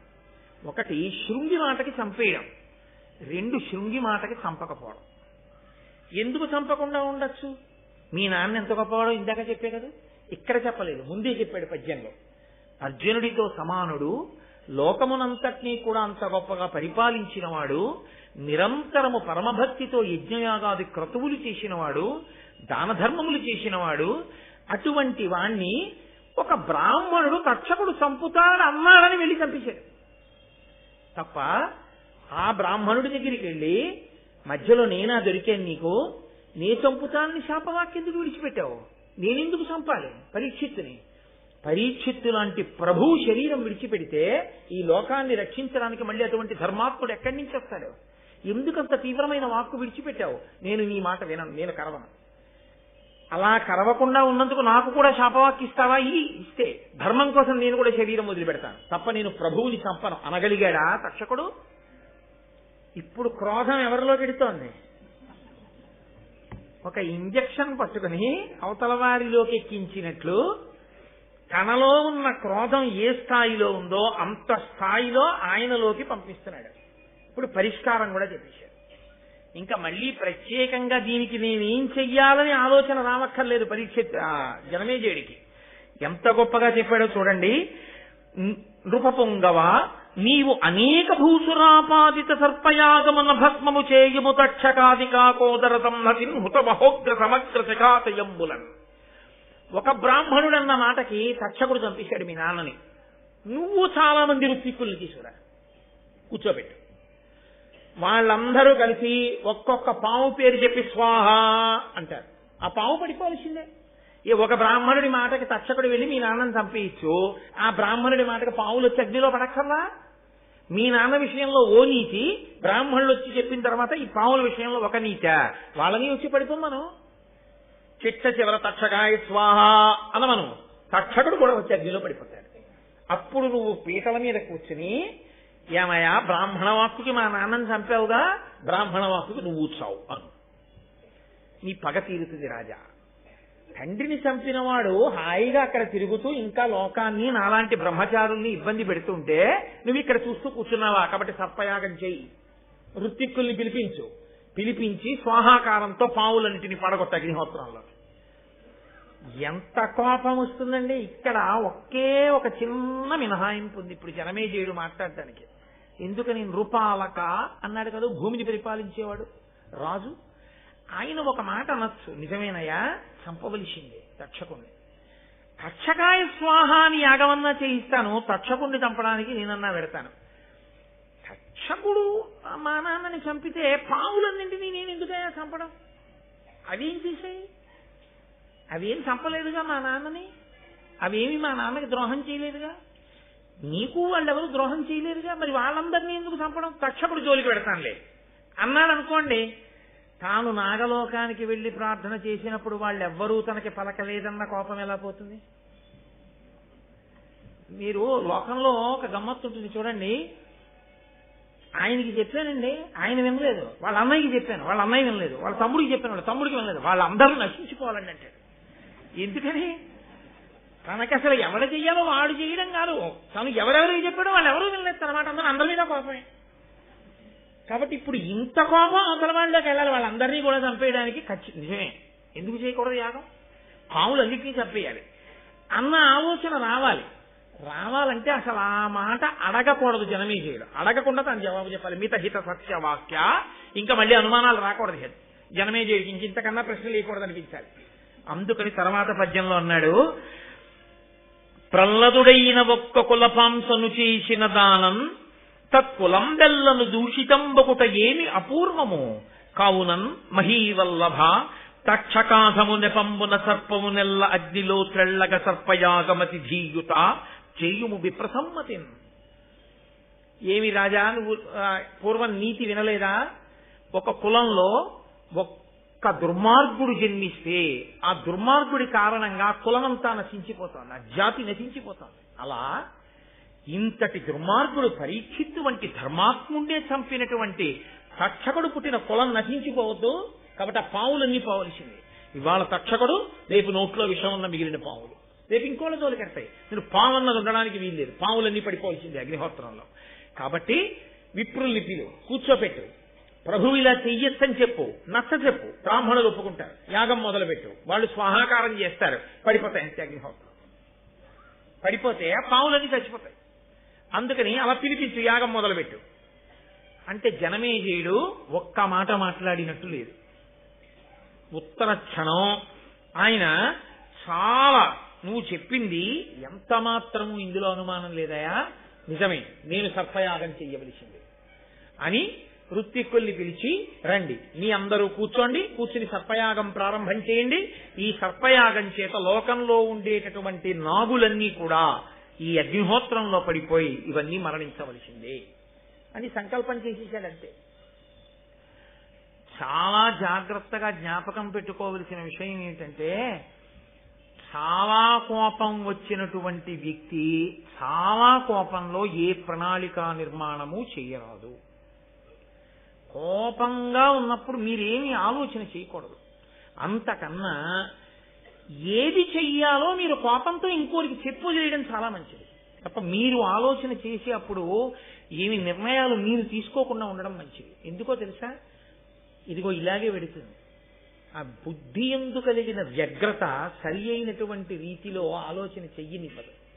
ఆ చెయ్యనివ్వనప్పుడు ఏం చేస్తుందంటే కిందకి జారి చేస్తుంది, పడగొట్టేస్తుంది. అలా పడిపోకుండా ఉండాలి అంటే అంత కోపంగా ఉన్నప్పుడు మీరు ప్రయత్నపూర్వకంగా కాసేపు మీరు ఆలోచన చేయడం ఆపేసి దాన్ని వదిలిపెట్టేయడం కోసమని మార్గాన్ని ఎంచుకోవాలంటే, లేకపోతే దీర్ఘకాలం దాని యొక్క పరిణామం ఆశ్చర్యకరంగా వెళ్ళిపోతుంది. కాబట్టి ఇప్పుడు ఇంత జనమేజయుడు అంగీకరించాడు. అందుకే మహాభారతంలో చెప్పినటువంటి ఏ విషయమైనా సమాజమునందు ఏ కాలములో ఏ వ్యక్తికి అన్వయము కానిది ఉండదో వ్యాసుడు గుండెల మీద చెయ్యేసి చెప్పాడు. నేను భారతంలో చెప్పినటువంటి ఏ విషయమైనా సమాజమునందు ఏ వ్యక్తికి ఏ సందర్భంలోనూ అన్వయము కాదన్నది లేదు. మనలో అందరం కోపాలు వచ్చిన వాళ్ళమే, కోపాలు వచ్చినప్పుడు ఆలోచించిన వాళ్ళమే, ఆలోచించి ప్రణాళికా నిర్మాణాలు చేసేసే ప్రయత్నాలు చేసిన వాళ్ళమే, చేసి ఒక్కొక్కరు గోతిలో పడిపోయిన వారే, ఇబ్బందుల్లోకి వెళ్ళిపోయిన వారే. గబుక్కుని చూడండి, క్రోధం వచ్చి చేసినటువంటి ఒక్క తప్పుకి యావజ్జీవితం కారాగారంలోకి వెళ్ళిపోతాడు. ఆ క్రోధం వచ్చినప్పుడు అతను నిర్ణయం చేసుకోకుండా ఉంటే అతను అలా ఉండడు. ఆ క్రోధం దిగజారిపోతున్న తర్వాత పరిస్థితి వేరుగా ఉంటుంది. అది ఒంటిని ఆవహించి ఉండగా నిర్ణయం మాత్రం చెయ్యకూడదు. ఎప్పుడు నిర్ణయం చేయడం, ఆలోచన చేయడం, ప్రణాళికా నిర్మాణం చేయడం, క్రోధంలో చేసిన దాని యందు యుక్తాయుక్త విచక్షణ ఉండదు. అత్యంత ప్రధానమైన విషయాన్ని వ్యాస భగవానుడు, నన్నయ్య భట్టారకుడు కూడా ఇవాళ స్పృశిస్తున్నారు. ఇది ఎన్నడో జరిగిన కథ, ఎప్పుడో చెప్పిన మాట అని మీరు అనుకోకండి. నేను ఇంతకన్నా మీకు దీని గురించి వివరణ చేసి చెప్పక్కర్లేదు. కానీ మీరందరూ ప్రాజ్ఞులు, మీరు ఇప్పటికే దీని సందేశాన్ని అందుకుని మీరు బాగా ఆలోచన చేసుకుంటే దీని వలన మనం ఎంత అమృతాన్ని పొందవచ్చో జీవయాత్రలో ఈ జన్మలో ఇప్పుడు కాదు, ఎన్ని జన్మల వరకు జీవుడితో పాటుగా పట్టికిడిపోకుండా క్రోధాన్ని మనని మనం ఎలా నిగ్రహించుకోవచ్చో మనకి మహాభారతంలో ప్రత్యేకించి ఈ ఘట్టం మనకి తెలియచేస్తుంది. ఇప్పుడు వింటున్న వాళ్ళు ఎవరు ఈ విషయాలు? నైమిషారణ్యంలో కూర్చున్న మునులు. వాళ్ళు ముక్కున వేలేసుకున్నారు. అన్నన్నా ఎంత మాటయా, జనమేజయుడు సర్పయాగం మొదలుపెట్టాడా, అందులోకి వచ్చి పావులన్నీ పడిపోతాయా, పావులన్నీ కాలిపోతాయా? అగ్నిహోత్రుడికి ఒక లక్షణం ఉంది, ఆయన హవ్యవాహనుడు కదండి. ఆయనలో ఏదైనా వేస్తే, వైదికంగా మంత్రం చెప్పి బ్రాహ్మణులు వేస్తే దేని కొరకు పుచ్చుకుంటాడంటే దేవతలకి పట్టుకెళ్ళి ఇవ్వడానికి పుచ్చుకుంటాడు. ఆయన హవ్యవాహనుడు అని పేరు ఆయనకి. హవ్యం కాని కవ్యం కాని, పితృదేవతలకు ఇస్తే కవ్యం అంటారు, దేవతలకు ఇస్తే హవ్యం అంటారు. ఈ రెండిటినీ అగ్నిహోత్రంలో వేసి వాళ్ళకి అందజేయవయా అంటే వాళ్ళకి పట్టుకెళ్ళి ఆయన అందించేస్తాడు. అగ్నిహోత్రుడి ముఖంగా వెడితే ఎంగిలి కాదు, పవిత్రం అవుతుంది. మరి ఇప్పుడు అగ్నిహోత్రుడు తాను తినకుండా అది పట్టుకుని వెళ్ళి కదా దేవతలకు ఇస్తాడు. మరి ఇప్పుడు సర్పయాగంలో పడినటువంటి పావుల్ని ఎవరికి పట్టుకెళ్ళి ఇవ్వడానికి? ఎవరికీ పట్టుకెళ్ళి ఇవ్వడానికి కాదు. ఏం చేయడానికి? అగ్ని కాల్చాలి వాటిని. ఇప్పుడు ఆ పావులన్నీ పడిపోతుంటే విషంతో అసలు పావుకి అగ్ని అంటే భయం. అది మంత్రము యొక్క కట్టు చేత గిలగిల తన్నుకుంటూ వచ్చి పడిపోతుంది అగ్నిగుండంలో. పడిపోతే అగ్ని కీరలతో అది కాల్చాలి. మరి అగ్నిహోత్రుడు తిరస్కరించడా? నేను ఇదేమిటయా ఇలాంటి పనులు నాకప్ప చెప్పారు మీరు? మంత్రంతో హవ్యం ఇవ్వండి పట్టుకెడతాను దేవతలకి, కవ్యం ఇవ్వండి పట్టుకెడతాను పితృదేవతలకి. ఇది ఎక్కడి ప్రారంభం? మీరు మంత్రం చెప్పి పావుల్ని తీసుకొచ్చి నాలో బారేస్తే నాకు కావాల్సిన అదే పనిగా ఇక్కడ కూర్చుని ఒకటా రెండా ఎన్ని పావులు, ఎన్ని రంగుల పావులు, ఎన్ని తెల్ల పావులు, ఎదర చూతులు కానీ ఒక్క కద్రో కొడుకుల పేర్లే అంత విచిత్రంగా ఉంటాయి. ఇన్ని పావులు వచ్చి పడిపోతుంటే ఆయన కర్మ వీటన్నిటినీ కాల్చడం ఎంత వాసన అదంతా. ఆయన కాల్చడం ఇంకయా ఎంత గొప్ప ప్రశ్న వేశారో చూడండి. ఆయన ఎలా కాల్చాడు, జనమేజయుడు ఎలా చేశాడు ఈ సర్పయాగాన్ని? పోని ఈ జనమేజయుడు చేసినటువంటి సర్పయాగంలో సర్పములన్నీ పడిపోయి ఉంటే పావులు ఉండకూడదుగా? అసలు ఇంకా పావున్నది మిగలకపోతే పాముల జాతి ఉండకూడదుగా, అంతరించిపోవాలి. మరి పాముల జాతి అంతరించిపోకుండా పావులు ఉన్నాయంటే అన్ని పావులు పడలేదుగా, కొన్ని పావులు ఉండిపోయి. కొన్ని పావులు ఉండిపోయాయంటే ఆ యాగం పూర్తి అవ్వలేదుగా, మధ్యలో ఆగిపోయింది అనమాట. ఎక్కడ మధ్యలో ఆగిపోతేనే కదా కొన్ని పావులు మిగిలే, కొన్ని పావులు మిగిలితేనే కదా ఇప్పుడు పావులు ఉన్నాయి. మరి అలా ఎందుకు ఆగిపోయింది యాగం మధ్యలో? మామూలుగా ఓ యాగం మొదలెట్టి యజ్ఞపురుషుడు వచ్చేసి పాయస పాత్ర ఇచ్చేస్తే పూర్తి చేసేయచ్చు. కోపం ఉన్నవాడు మొదలెడితే కోపం తీరే వరకు జరుగుతుంది కదండి. కోపం ఉన్నవాడు మొదలుపెట్టిన యాగాన్ని మధ్యలో ఆపడానికి కోపం ఎందుకు తీరిపోయింది? కోపం తీరిపోవడానికి పరిస్థితి బతికాడా? మళ్ళీ బతకడగా.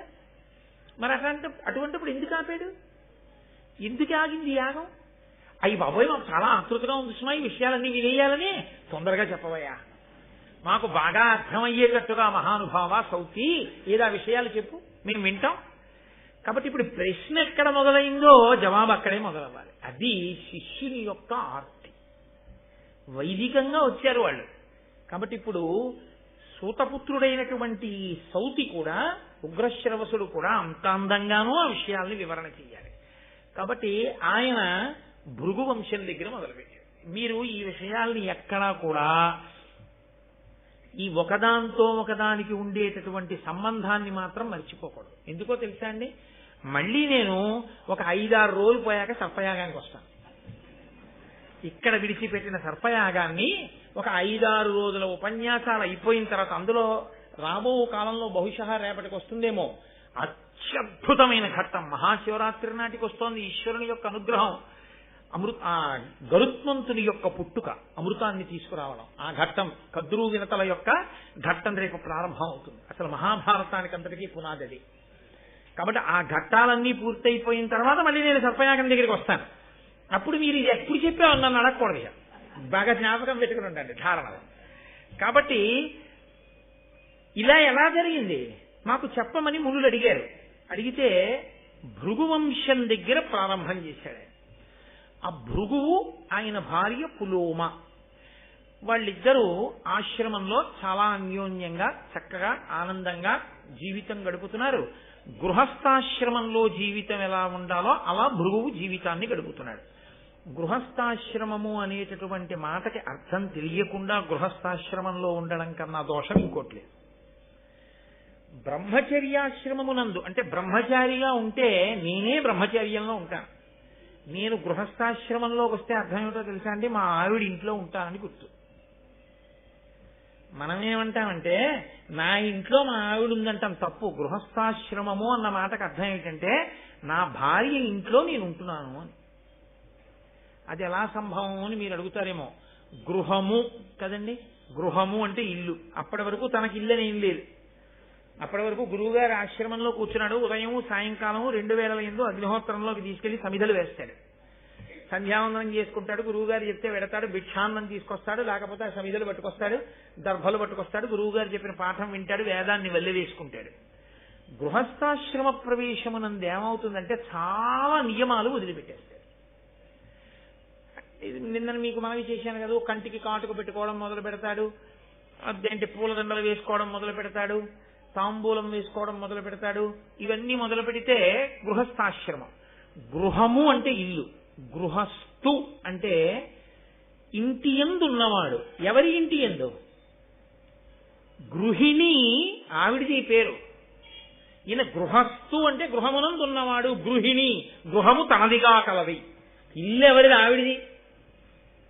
నేను ఆఫీస్కి వెళ్ళి ఉద్యోగం చేసి జీతం ఇవ్వగానే నేను ఇలా తీసుకోగానే వేదాంతమునందు అది ఎవరితో తెలుసా అండి?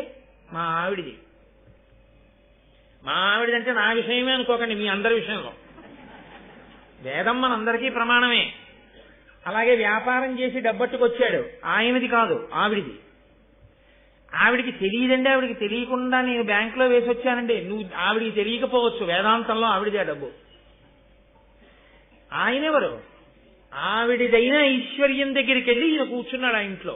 ఆవిడ కూర్చొని ఇచ్చింది.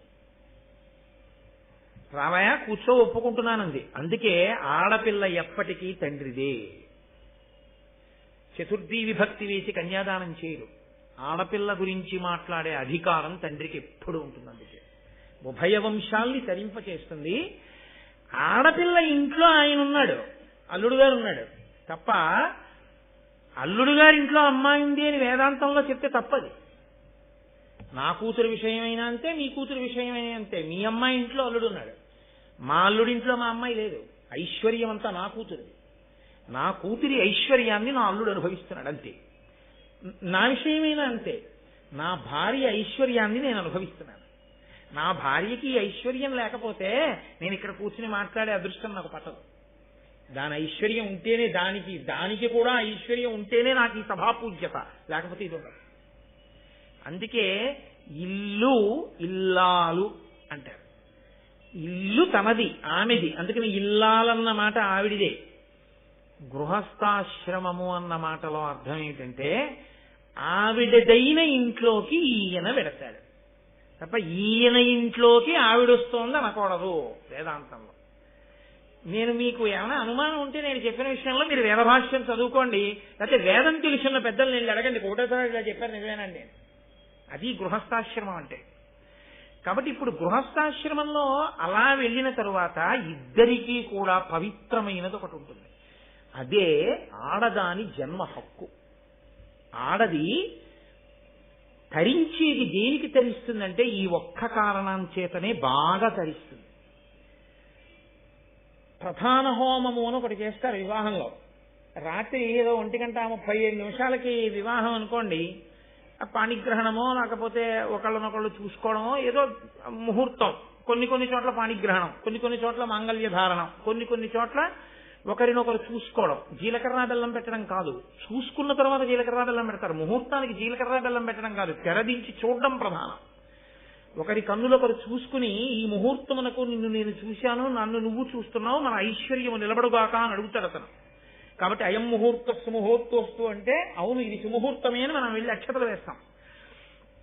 కాబట్టి ఇప్పుడు ఆయన ఏం చేస్తాడంటే వివాహం అవగానే అంటే సుముహూర్తం పూర్తవగానే అది రాత్రి 1 గంట అవ్వచ్చు 2 అవ్వచ్చు, వెంటనే తన పత్నిని తీసుకుని వేదిక మించి కిందకి దిగి తండ్రి గారి అగ్నిహోత్రం ఉంటుంది, ఆయన చేసి ఉండాలంతే శాస్త్రంలో. మా నాన్నగారికి లేదంటే తప్పు అంతేది. తండ్రికి అగ్నిహోత్రం ఉంటుంది. తండ్రి అగ్నిహోత్రాన్ని తీసుకొచ్చి వరుడు యొక్క ఆ హోమ గుండాన్ని వెలిగిస్తారు, అగ్నిని వెలిగిస్తారు. ఈ అగ్ని సంరక్షణ చేసేటటువంటి కర్తవ్యం ఇల్లాలి. కాస్త ఊక వేస్తుంది. అందుకే ఇల్లాలిది నిర్వహణ అనడానికి కారణం యజమాని అగ్నిహోత్రాన్ని కూడా ఆవిడే రక్షిస్తుంది, ఆవిడిది రక్షణ. ఇదే ఔపాసన అంటే యథార్థమునకు ఔపాసన అన్న మాటకి అర్థం ఇది. ఇది జన్మ హక్కు ఆడదానికి. ఈ అగ్నిహోత్రంలో ఊక వేసి రక్షిస్తూ అప్పుడప్పుడు అటొస్తూ ఇటొస్తూ అక్షతలు అందులో వేస్తూ ఉంటుంది. దీనికి పరమ ప్రసన్నుడవుతాడు అగ్నిహోత్రుడు. అగ్నిహోత్రాన్ని ఇలా ఆరాధించేటటువంటి అలవాటు ఉంది కాబట్టి ఆర్య శబ్దంతో పిలిచాడు ఈ జాతిని. ఆర్య శబ్దం అందుకు వచ్చింది. ఈ అగ్నిహోత్రంలోంచి సరే ఆ అగ్నిహోత్రం ఎన్నిగా ఉంటుంది, ఎన్ని గుండాలుగా ఉంటుంది, అందులోంచి మళ్ళీ శ్రౌతాగ్నిలు ఎలా తీస్తారు, త్రేతాగ్నులు ఎలా ఉంటాయి, దానికి గుండాలు ఎలా ఉంటాయి, రేపు పొద్దున్న యాగశాల కడితే యాగశాలలో గుండాలు ఎలా పెడతారు, అందులోకి అగ్ని ఎలా తీసుకొస్తారు, అదంతా మళ్ళీ ఆ హోత ఆ బరువు ఇవన్నీ పెద్ద పెద్ద విషయాలు. వాటిని ఎప్పుడైనా ముచ్చటించుకునే అవకాశం ఉన్నప్పుడు వాటి గురించి మాట్లాడతాను. ఈ అగ్నిహోత్రం ఎప్పటి వరకు ఉండాలంటే యజమాని బ్రతికున్నంత కాలము ఉండాలి. ఇంటి యజమాని ఎంతకాలం ఉంటాడో అంతకాలము అగ్నిహోత్రం ఉండాలి. ఇంటి యజమాని ఊపిరి ఆగిపోయిన తర్వాత ఈ అగ్నిహోత్రాన్ని తీసుకెళ్లి కట్టెల్లో పెట్టి ఆయన శరీరాన్ని కాలుస్తాడు. ఆ అగ్నిహోత్రం ఆయన శరీరంతో పూర్తవుతుంది. లేదా ఆయన సన్యసిస్తే ఇంకా అగ్నిహోత్రం అక్కడతో ఆగిపోతుంది. ఎందుకంటే సన్యాసికి అగ్నితో సంబంధం లేదు కాబట్టి అప్పుడు అగ్నిని ముట్టుకోరు. కాబట్టి ఇప్పుడు ఇంటికి ఇల్లాలు అన్న మాట యొక్క ప్రధానమైన గొప్పతనం ఏమిటంటే ఐశ్వర్యము తనదిగా ఎలా ఉంచుకుంటుందో తెలుసా అండి? అగ్ని అనుగ్రహము చేత ఐశ్వర్యము కలుగుతుంది. ఆరోగ్యం భాస్కరాది చేత్, సూర్య భగవానుడి యొక్క అనుగ్రహం కలిగితే ఆరోగ్యం నిలబడుతుంది. అలాగే ఐశ్వర్యం దేని వల్ల నిలబడుతుంది అంటే మీరు అగ్నిహోత్రాన్ని ఎంత పవిత్రంగా చూస్తారో ఆ పవిత్రతని బట్టి మీ ఇంట్లో ఐశ్వర్యం నిలబడుతుంది. ఐశ్వర్యము అన్న మాటకు అర్థం ఏమిటో తెలుసా అండి? బ్యాంకు నిండా డబ్బు ఉండడం కాదు, మీ ఇంటికి వచ్చినవన్నీ మీరు కావాలనుకుంటే అనుభవించగలగడం. వైదికమైతే ఇంటికి బోలెడని పళ్ళు వస్తాయి, ఒక్కటి తను తినకూడదు, తన భార్య తినకూడదు, ఇద్దరికీ షుగరు అంటే ఆ విషయంలో వాళ్ళిద్దరికీ ఐశ్వర్యం లేదు. ఒక ఐశ్వర్యం ఉంది, సంతోషంగా 10 మందికి ఇచ్చుకోవచ్చు. ఏడుస్తూ ఇస్తే వాళ్ళది దరిద్రం. సంతోషంగా ఇచ్చుకోవచ్చు తప్ప తను తినడానికి మాత్రం లేదు. 2 అరటిపళ్ళు అక్కడ మంచి సువాసన వస్తూ మిగలముగ్గి ఉన్నా ఒక్క ముక్క కూడా తను తినడానికి వీల్లేదు. కాబట్టి తను అలా ఊరుకుని సంతోషంగా పట్టుకెళ్ళి ఎవరికో ఇచ్చి వాళ్ళు తింటే నేను తిన్నట్టే, తినవయా సంతోషంగా తీయగా ఉన్నాయి పళ్ళు అని ఇచ్చి వచ్చేయాలంటే. ఐశ్వర్యము అంటే కలిగి ఉండుట, కలిగిన దానిని అనుభవించుట. ద్రాపేయం దస్పతే దరిద్రం నీలలోహిత అంటుంది రుద్రందేవ అభిషేకం చేస్తారు కదా. కలిగి ఉండాలి, కలిగి ఉన్నదాన్ని అనుభవించగలగాలి. అనుభవించిన ఐశ్వర్యం ఎందుకంటే దరిద్రమే. అన్నీ ఉన్నాయి, ఏది తినకూడదు, ఒంట్లో గొట్టం పెట్టి ఎక్కించారు. ఏమిటా ఐశ్వర్యం? ఏమైనా ఉందా? ఈయన్ని చూడడానికి వచ్చిన వాళ్ళందరూ తింటున్నారు ఇంట్లో చక్కగా అన్ని చేయించుకొని. ఎవరిది ఐశ్వర్యం? వాడు ఐశ్వర్యం అవుతాడు. వీడు దరిద్రుడు. పాపం వీడు గొట్టం పెట్టి కూర్చున్నాడంతే. వీడు పూట ఇంత తినాలంటే బొడ్డు దగ్గరో తొడ మీదో ఎక్కడో సూది పెట్టి పొడుచుకుని వాడంతటా వాడేదో ఎక్కించుకుని ఇంత అన్నం తింటుంటాడు. ఆ విషయంలో ఆయన చాలా బాధ పొందుతున్నాడా లేదా? కాబట్టి ఐశ్వర్యము దేని వల్ల వస్తుంది అని అడిగారు. అందుకని మన వాళ్ళు వసుహు స్థితి, దేవతలు ఎక్కడ అనుగ్రహిస్తారో అక్కడే పెట్టించారు. ఆగ్నేయంలో అగ్నిహోత్రం పెట్టి తూర్పు దిక్కు తిరిగి ఉండమన్నారు. యజమాని కడుపు నిండా తింటాడమ్మా, లేకపోతే తినడమ్మా అనడానికి కారణం అది. విశాల దృక్పథంతో మాట్లాడారు తప్ప ఏదో మౌఢ్యంతో మాట్లాడడం వాళ్ళ లక్షణం కాదు. 10 మంది బాగుండాలని మాట్లాడారు. ఎడం పక్కనే ఎందుకు నడవాలండి? చెప్పేవాడు ఎవడండి? నేను కుడి పక్కన నడుస్తానంటే నడు, కళ్ళు తిరిగి ఇంటెన్సివ్ కేర్ యూనిట్ లో ఉంటావు. అంతే. శాస్త్రం కూడా అంతే. శాసనాత్ శంసనాత్ ఇది శాస్త్రం. శాస్త్రం చెప్పింది నువ్వు నమ్మగలిగితే అభ్యున్నతిని పొందుతావు. శాస్త్రం నమ్మకం లేదు, నీ కర్మ. ఎవడేం చేస్తాడు దానికి? నువ్వు పాడవడం ఎందుకు, 10 మందిని పాడు చేయడం ఎందుకు? కాబట్టి అగ్నిని రక్షిస్తుంది భార్య. భార్య కాదు, నిజానికి పత్ని అన్న మాట వాడవలసి ఉంటుంది. ఎందుకంటే యజ్ఞమునందు కానీ ధర్మకార్యమునందు కానీ పక్కన కూర్చునే అధికారం ఎవరికి ఉంటుందో ఆవిడే పత్ని.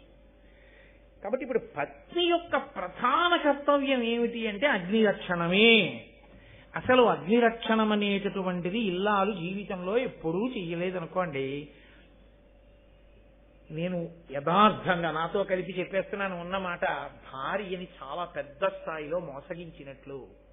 ఎందుకో తెలుసండి? ఆవిడికి ఇవ్వవలసిన అభ్యున్నతి ఇవ్వలేదు. ఆయనకి అగ్ని లేదు, ఇంట్లో అగ్నిశాల లేదు, అగ్నిహోత్రం లేదు. లేదు కాబట్టి పాపం ఆ పిచ్చి తల్లికి అక్షత వేయడానికి లేదు, ఊక వేయడానికి లేదు. ఆవిడ అగ్నిని ఆరాధించినది లేదు. ఇల్లాలైంది తప్ప ఆవిడ్ని అగ్ని కార్యంలో తోడ్పాటు లేదు. ఈ విషయంలో ఎవరికీ మినహాయింపు లేదు అని మీరు గుర్తించవలసి ఉంటుంది. ఎవరో కొంతమందికి కాదు ఈ నియమం. కాబట్టి నేను అందుకే మీతో మనవి చేసింది, నన్నయ్య గారు ఆంధ్రీకరించారు, వ్యాసుల వారు రాశారంటే ఇంతంత చిన్న విషయాలు అక్కర్లేక రాయరు వాళ్ళు ఏమీ. అందులో పెద్ద ధర్మ సూక్ష్మం ఉంది సుమా. నీ ఇంటి ఐశ్వర్యాన్ని నువ్వు ఎలా కాపాడుకోవాలో చెప్తున్నారు. ఇల్లాలి ఐశ్వర్యం ఏమిటో తెలుసా అండి? భర్తతో సహా. ఆయన ఎవరంటే ఆవిడ 5వ తనం కదండి. ఆవిడ 5వ తనం గట్టిదండి అంటారు ఈయన బతికితే. ఈయన ఎక్కడో పడి బతికాడు అనుకోండి, ఆవిడ 5వ తనం గట్టిదండి అంటారు. ఈయన ఎవరు? ఆవిడకి చెందినవాడు. ఆవిడ 5వ తనం ఈయన. కాబట్టి ఈయన ఆవిడ సొత్తు, ఈయనే ఆవిడ సొత్తు అయినప్పుడు పుట్టిన బిడ్డలు ఆవిడ కడుపు పంట. అన్నీ ఆవిడ వైపు నుంచే ఉన్నవన్నీ. అసలు ఆవిడకున్న గౌరవం ఆయనకి లేదు శాస్త్రంలో. యథార్థానికి చాలా కష్టపడి తరించాలి పురుషుడు. స్త్రీ అందుకే ఔపాసన అంటారు దీన్ని. ఇది తెలిస్తే చాలా తొందరగా మెట్లెక్కి ఈశ్వరుణ్ణి చేడతారు. కాబట్టి ఇప్పుడు తన బిడ్డల్ని రక్షించుకోవాలి, తన భర్తని రక్షించుకోవాలి. తనదైనది ఐశ్వర్యము అంటే భర్త బిడ్డలు కూడా. ఇప్పుడు వీరిని ఎందుకు రక్షించుకోవాలి? కనురాపు నుంచి రక్షించుకోవాలి. ఏమిటి కనురాపు?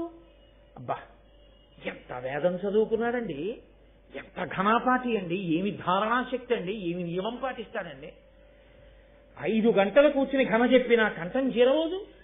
ఏమి కంఠం అండి అది? అలా మాట్లాడగా ఆయనకి కనురాపు తగులుతుందేమో. అందుకనే అగ్నిహోత్రంలో ఊక వేస్తుంది, అందుకనే అక్షతలు వేస్తుంటుంది. ఆ అగ్ని బిడ్డల్ని భర్తని కాపాడుతుంటాడు.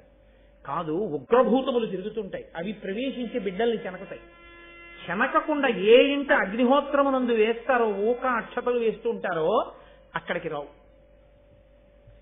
అందుకని అగ్నిశాల అని ఒకటి ఉంటుంది ఇంట్లో. అందులో మళ్ళీ ఏ దిక్కుకు ఏ గుండం ఉండాలన్నది వేరు నియమం అనుకోండి. అక్కడ ఈ అగ్నిగుండాన్ని పెట్టి ఉంచుతాడు యజమాని. దాన్ని పరాకు చెప్తాడు భార్యకి. చాలాసేపు బయటికి వెళ్ళిపోతున్నాడు అనుకోండి, ఏమో ఇల్లు తాళం వేసుకో అని ఇప్పుడు చెప్తున్నాం. అప్పుడు ఏం చెప్పేవారంటే అగ్నిని జాగ్రత్తగా చూసుకో, నేను వెళ్ళొస్తాను. ఎందుకంటే మళ్ళీ ఆ అగ్ని వెలిగించాలంటే దానికి ఒక పెద్ద పద్ధతి, అది నిధనం అయిపోతాయి. అందుకని నేను బయటికి వెడుతున్నాను, నువ్వు పరాకుగా అగ్నిహోత్రాన్ని చూడు, అగ్నిశాలలో అగ్నిని జాగ్రత్తగా చూడు, నేను వచ్చి సంధ్యావందనం చేసుకున్న తర్వాత అగ్ని కార్యం చేసుకుంటాను. నిత్యాగ్నిహోత్రీకులని ఇప్పటికీ అగ్నిహోత్రాన్ని అలాగే ఆరాధన చేసే కుటుంబాలు ఉన్నాయి.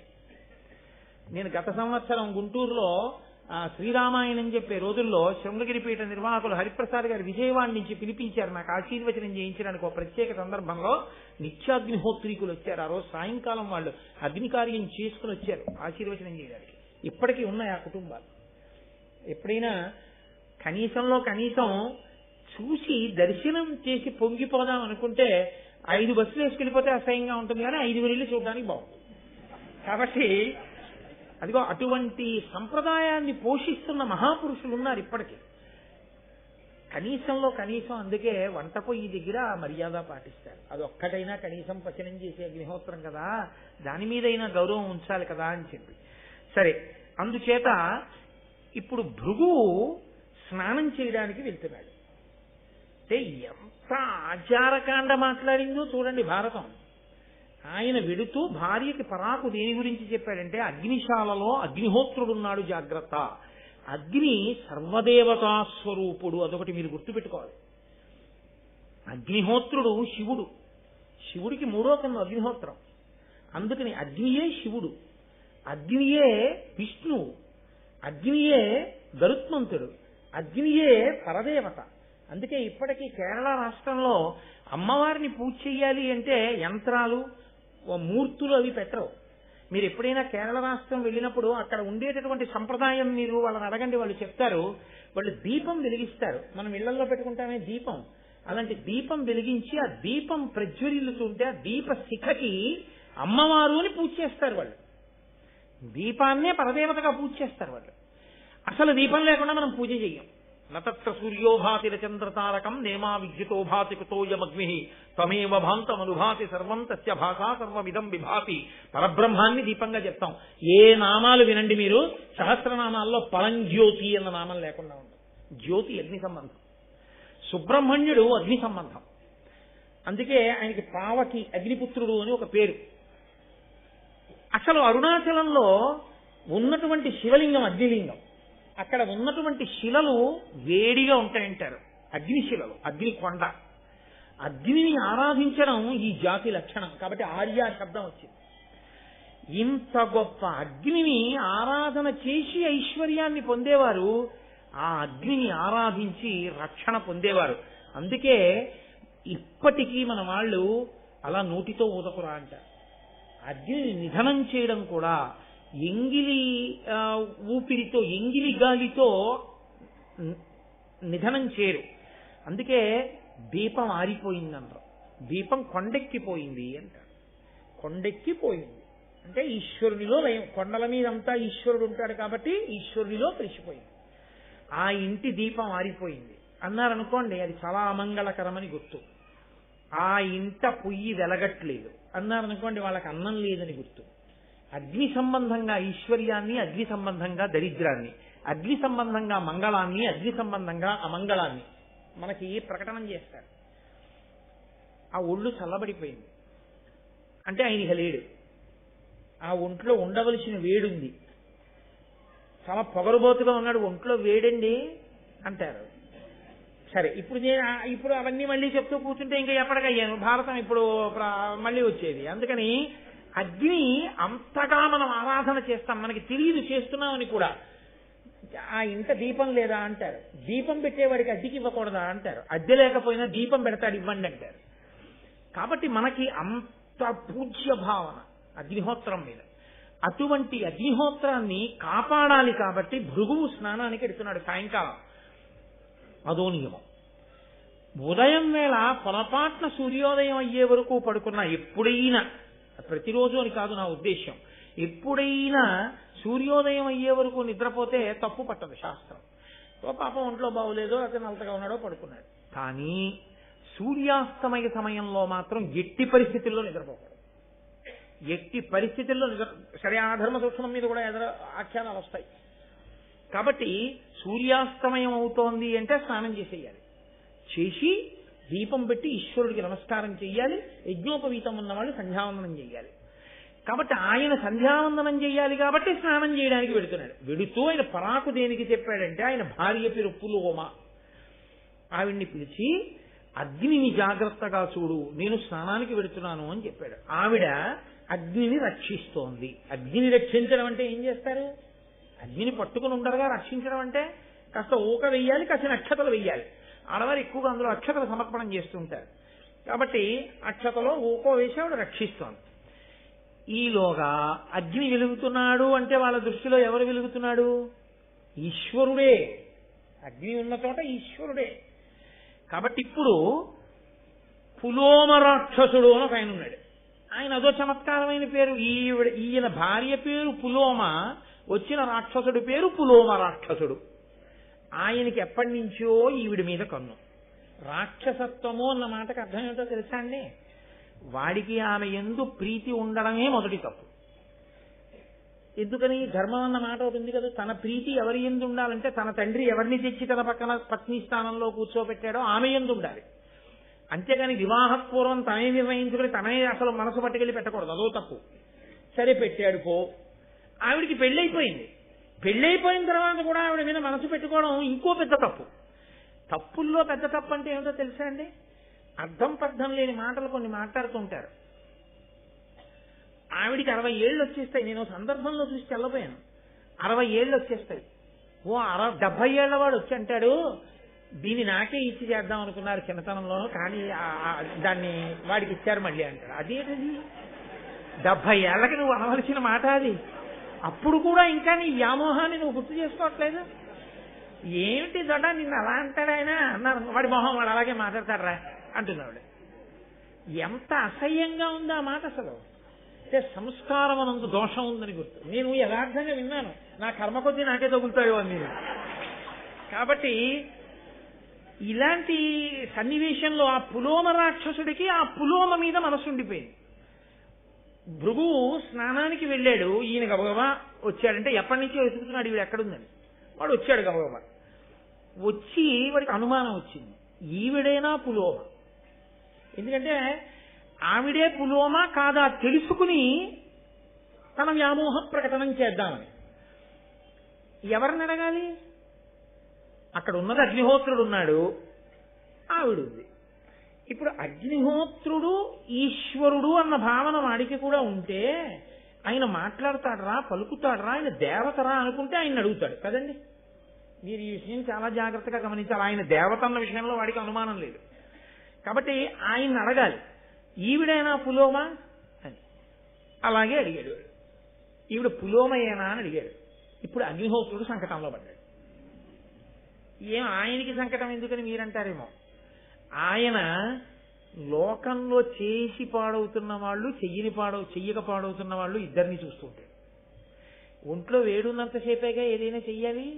ఒంట్లో వేడుండగా చెయ్యకూడనివి చేసి పాడవుతున్నవాడు, ఒంట్లో వేడున్నప్పుడు చెయ్యవలసినవి చెయ్యక పాడవుతున్నవాడు ఇద్దరిని చూస్తున్నాడుగా ఆయన. అందుకని ఆయనకి సత్యము అసత్యము గురించి బాగా అవగాహన ఉంది. ఆయన అనుకున్నాడు, ఈమె పులోమ అని నేనంటే వీడు రాక్షసుడు ఎత్తుకుపోతే భృగు వచ్చి నన్ను చెప్పిస్తాడు, ఎందుకు చెప్పావు మా ఆవిడ పులోమని అంటాడు. చెప్పకపోతే నాకు తెలియదయానో ఈవిడ పులోమ కాదనో ఏదో చెప్తే అసత్య దోషం వస్తుంది. ఇప్పుడు ఆయన ఏం చేశాడంటే దోషాల్లో చిన్న దోషం ఏది లెక్క కట్టుకున్నాడు. అసత్యమార్థం తక్కువ దోషమా, ఈవిడ పులోమ అని చెప్పేస్తే ఒకవేళ ఇతను ఏదైనా అపకారం చెయ్యడం సాధ్యం కాదు. ఎందుకని? ఈవిడ అగ్నిని ఆరాధిస్తోంది కాబట్టి ఈవిడ రక్షింపబడుతుంది తప్పకుండా. నా అనుగ్రహమే మళ్ళీ రక్షిస్తుంది ఈవిడ్ని. కానీ ఈవిడికి బాధ కలుగుతుంది కదా, ఏదో ఒక బాధ కలుగుతుంది రాక్షసుడి వల్ల. అప్పుడు భృగు కోపం వస్తుంది. ఎవడు చెప్పాడు అసలు ఈవిడ పులోమని అంటే? ఈయనే చెప్పాడంటున్నాడు. అప్పుడు నన్ను శపిస్తాడు. శాపం పుచ్చుకోనా అబద్ధమాడినా అని ఆలోచించాడు. అబద్ధమాడమే పెద్ద దోషం. శాపం వస్తే ఆయన కాళ్ళ మీద పడి మళ్ళీ అనుగ్రహం వేడుకుని శాపం పోగొట్టుకోవచ్చు. కాబట్టి నేను సత్యమే మాట్లాడతాను అన్నాడు. అంటే మాట మాట్లాడేటప్పుడు సత్యాసత్యముల గురించి ఎంత పరిశీలన ఉండేదో మీరు చూడండి. సరే, ఇందులో మళ్ళీ చిన్న దోషం వచ్చింది, నేను మీకు వివరణ చేస్తాను ఆ విశేషాన్ని. ఆయన ఈమెయే పులోమ అని అనగానే ఆ రాక్షసుడు అన్నాడు, అసలు ఈవిడికి పెళ్ళవక ముందు ఎప్పుడో ఈవిడిని నేనే చేసుకుందాం అనుకున్నాను, ఇదిగో ఈ భృగు చేసేసుకున్నాడు. అసలు ఇంకో విచిత్రం తెలుసా, ఆవిడ పేరు నా పేరు ఒకటే. అదో విచిత్రంగా ఉంటుంది లోకంలో. ఏమిటో అలా పేర్లన్నీ ఒక్కలా పెడితే అందరూ ఒక్కలా అయిపోతారా? మా స్నేహితుడు ఉండేవాడు చిన్నతనంలో, అప్పాజీ, దాదాజీ, నేతాజీ, బాలాజీ, శివాజీ అనే 5 అన్నదమ్ములకి పేర్లు ఏమిటో అలా జీతో ఉండేవి. అలా అదో సంతోషం, కొంతమంది అలా పెట్టుకుంటూ ఉంటారు. అలా నా పేరు పులోమ రాక్షసుడు, ఈవిడ పేరు పులోమ. పెళ్లికి ముందు ఈవిడిని నేను చేసుకుందాం అనుకున్నాను, భృగు చేసుకున్నాడు. అయితేనే తప్పే వచ్చింది, నేనే పట్టుకుపోతానని ఎత్తుకుపోతాడు. ఎత్తుకుపోయేటప్పుడు తేలిగ్గా ఉంటుందని వాడు పంది రూపం తీసుకుని ఆవిడని ఎత్తుకుపోతాడు. ఆవిడ కన్నీటి ధారతో ఏడుస్తూ ఉండగా, భర్త కోసం అరుస్తూ ఉండగా ఎత్తుకుపోయాడు. ఆవిడ్ని చాలా దూరం ఎత్తుకుపోతుంటే ఆవిడ నిండు గర్భిణి. ఆవిడ గర్భంలోంచి ఆ పంది ఎత్తుకుపోతున్న కుదుపులకి ఒక పిల్లవాడు జారి కింద పడిపోయాడు. ఆ కింద జారి పడిపోయాడు కాబట్టి ఆ పిల్లవాడికి చ్యవనుడు అని పేరు వచ్చింది. ఆ కింద పడిపోయిన పిల్లవాడు పరమతేజోస్వరూపుడై ప్రళయకాలపు అగ్నిహోత్రం ఎలా ఉంటుందో అలా ఎవడురా మా అమ్మకు అపరాధం చేసిన వాడు అని చూశాడు పులోమ రాక్షసుని వంట. వెంటనే వాడు బూడిదైపోయాడు. ఈవిడ పిల్లవాడిని సంకనేసుకుని మళ్ళీ అంత దూరం నుంచి నడుచుకుంటూ ఇంటికి వచ్చింది. ఈలోగా ఈవిడ ఎత్తుకుపోతున్నప్పుడు ఏడిచింది కదూ. మహాపతివ్రత కంటి వెంట పడినటువంటి నీటి బిందువులు ఒక పెద్ద నదిగా మారిపోయి ప్రవహించాయి. అదేం సామాన్యమైనటువంటి విషయమా? ఇప్పుడు ఈ నది ఒక పతివ్రత కంటి ధార చేత వచ్చిందని దీనికి పేరెవరు పెట్టాలన్నారు. అయ్యి బాబోయ్ మనకి ఎందుకని బ్రహ్మగారిని అడిగారు. ఆయన అన్నాడు దీనికి వధూసరా అని నామకరణం చేస్తున్నాను అన్నాడు. ఆ నదికి వధూసరా అని పేరు. ఇప్పుడు అంటే ఒక ఒడ్డు గింజ బోలెడ ఒక్క కంకులో ఇన్ని ధాన్యం ఇచ్చినట్టు మహాపతివ్రతల శోక ఒక్క సీతమ్మ తల్లి కంటి నిప్పు కణిక నీటి బిందువు లంకని కాల్చలేదండి. దాని శక్తి అలా ఉంటుంది. ఇప్పుడు ఆవిడ తిరిగి వచ్చింది, స్నానం చేసి భృగు వచ్చాడు. భృగువు స్నానానికి వెళ్ళొచ్చే లోపల ఎలరంతా అయిపోయింది.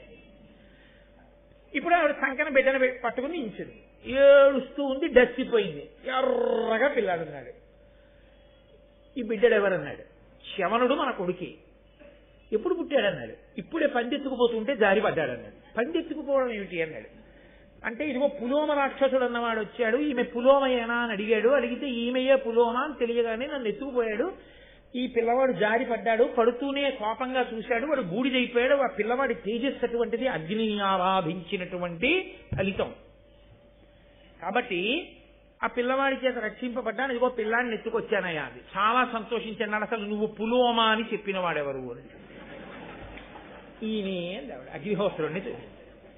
వెంటనే ఆయన అగ్నివంక చూసన్నాడు. రోజు నేతన్నం హవిస్సులు ఇస్తుంటే చక్కగా అక్షతలు ఊక ఇలాంటివి వేసి రక్షిస్తుంటే అన్నీ తిని నీకు కొవ్వు పట్టి ఇలాంటి మాటలు చెప్పావు కాబట్టి అన్నీ తినడం నీకు అలవాటు దాకా అన్నాడు. అన్నీ తింటావు ఇవాళ నుంచి, అది ఇది కాదు ఏదైనా తినేస్తాం అనేటప్పటికి ఇప్పుడు ఆయన అడిగిపోయాడు. ఎక్కడ కూడా నన్ను ఏదో శాపం ఇస్తాడని నేను అనుకున్నాను, అన్నీ తినేయమన్నాడు నన్ను ఇప్పుడు. కాబట్టి ఇప్పుడు తినకూడదన్నది ఏం లేవు నా దగ్గర. అన్నీ తినడం అంటే ఎంత బాధాకరమైన విషయం అండి. శవం దగ్గర నుంచి ఆయనలో పడయ్యాలే కానీ ఆయన కాల్సనిది అన్నది ఉండకూడదు లోపల. అన్నీ తినాలి. అన్నీ తినడం అనేటటువంటి విషయం అంత తేలికని మీరు అనుకోకండి. మనమే ఒక వంకాయనే ఇంకోలా వండితే అలా వండితే నేను తిన్నాను. అలాంటిది అగ్నిహోత్రుడు అన్నీ తినే, పైగా ఆయన సద్బ్రాహ్మణుడు. మీరు ఎప్పుడైనా అగ్నిహోత్రుని యొక్క మూర్తిని చూశారో లేదో నాకు తెలియదు. ఆయన చాలా చమత్కారంగా ఉంటాడు. 7 నాలుకలతో ఉంటాడు. సప్తజిహ్వ అని 7 నాలుకలు, 2 తలలు, 6 చేతులు, అందులో పట్టుకునే ఆయుధాలు, పొట్టిగా ఉంటాడు, లావుగా ఉంటాడు, యజ్ఞోపవీతం వేసుకుంటాడు, శృక్కు స్రవం ఇవన్నీ పట్టుకుంటాడు. బ్రాహ్మణుడు. ఆయన మూర్తి ఎప్పుడన్నా మీరు చూశారో లేదో చాలా గొప్పగా ఉంటాడు అగ్నిహోత్రుడు. వైదిక సంస్కృతికి చిహ్నం కింద ఉంటాడు ఆయన. అటువంటి అగ్నిహోత్రుడు అన్నీ తినేయడం అంటే, సర్వభక్షకుడు అవడం అంటే బాధాకరం కదండి. ఆయన వెంటనే భృగువు వంక చూసన్నాడు, నేను ఇవ్వగలను శాపం. ఎందుకు ఇవ్వాలో తెలుసా నీకు శాపం? ఒక కారణానికి ఇవ్వాలన్నాడు. ఇక్కడ ఎన్ని చమత్కారాలు అనుకుంటున్నారు, ఎవరి ధర్మం వాళ్ళది. అసలు భృగువు ఎందుకు ఇవ్వాలి శాపం? తన భార్య ఎవరో అడిగితే సత్యం చెప్పినందుకు శాపం ఇస్తాడా? కాదు. సత్యము అన్న మాటకి సనాతన ధర్మంలో ఒక అర్థం ఉంది. సత్యము అంటే నిజము పల్కుట అని కాదు. అలా చెప్పే మిగిలిన విశ్వాసములలో చాలా ఇబ్బందులు వచ్చాయి. ఇప్పుడు నేను దాని గురించి మాట్లాడను. కానీ సత్యము చెప్పుట అంటే కేవలము నిజము చెప్పుట అని అర్థం కాదు. సత్యము చెప్పుట అన్న మాటకు అర్థం తెలుసా అండి? సత్యం బ్రూయాత్ ప్రియం బ్రూయాత్ న బ్రూయాత్ సత్యమ ప్రియం.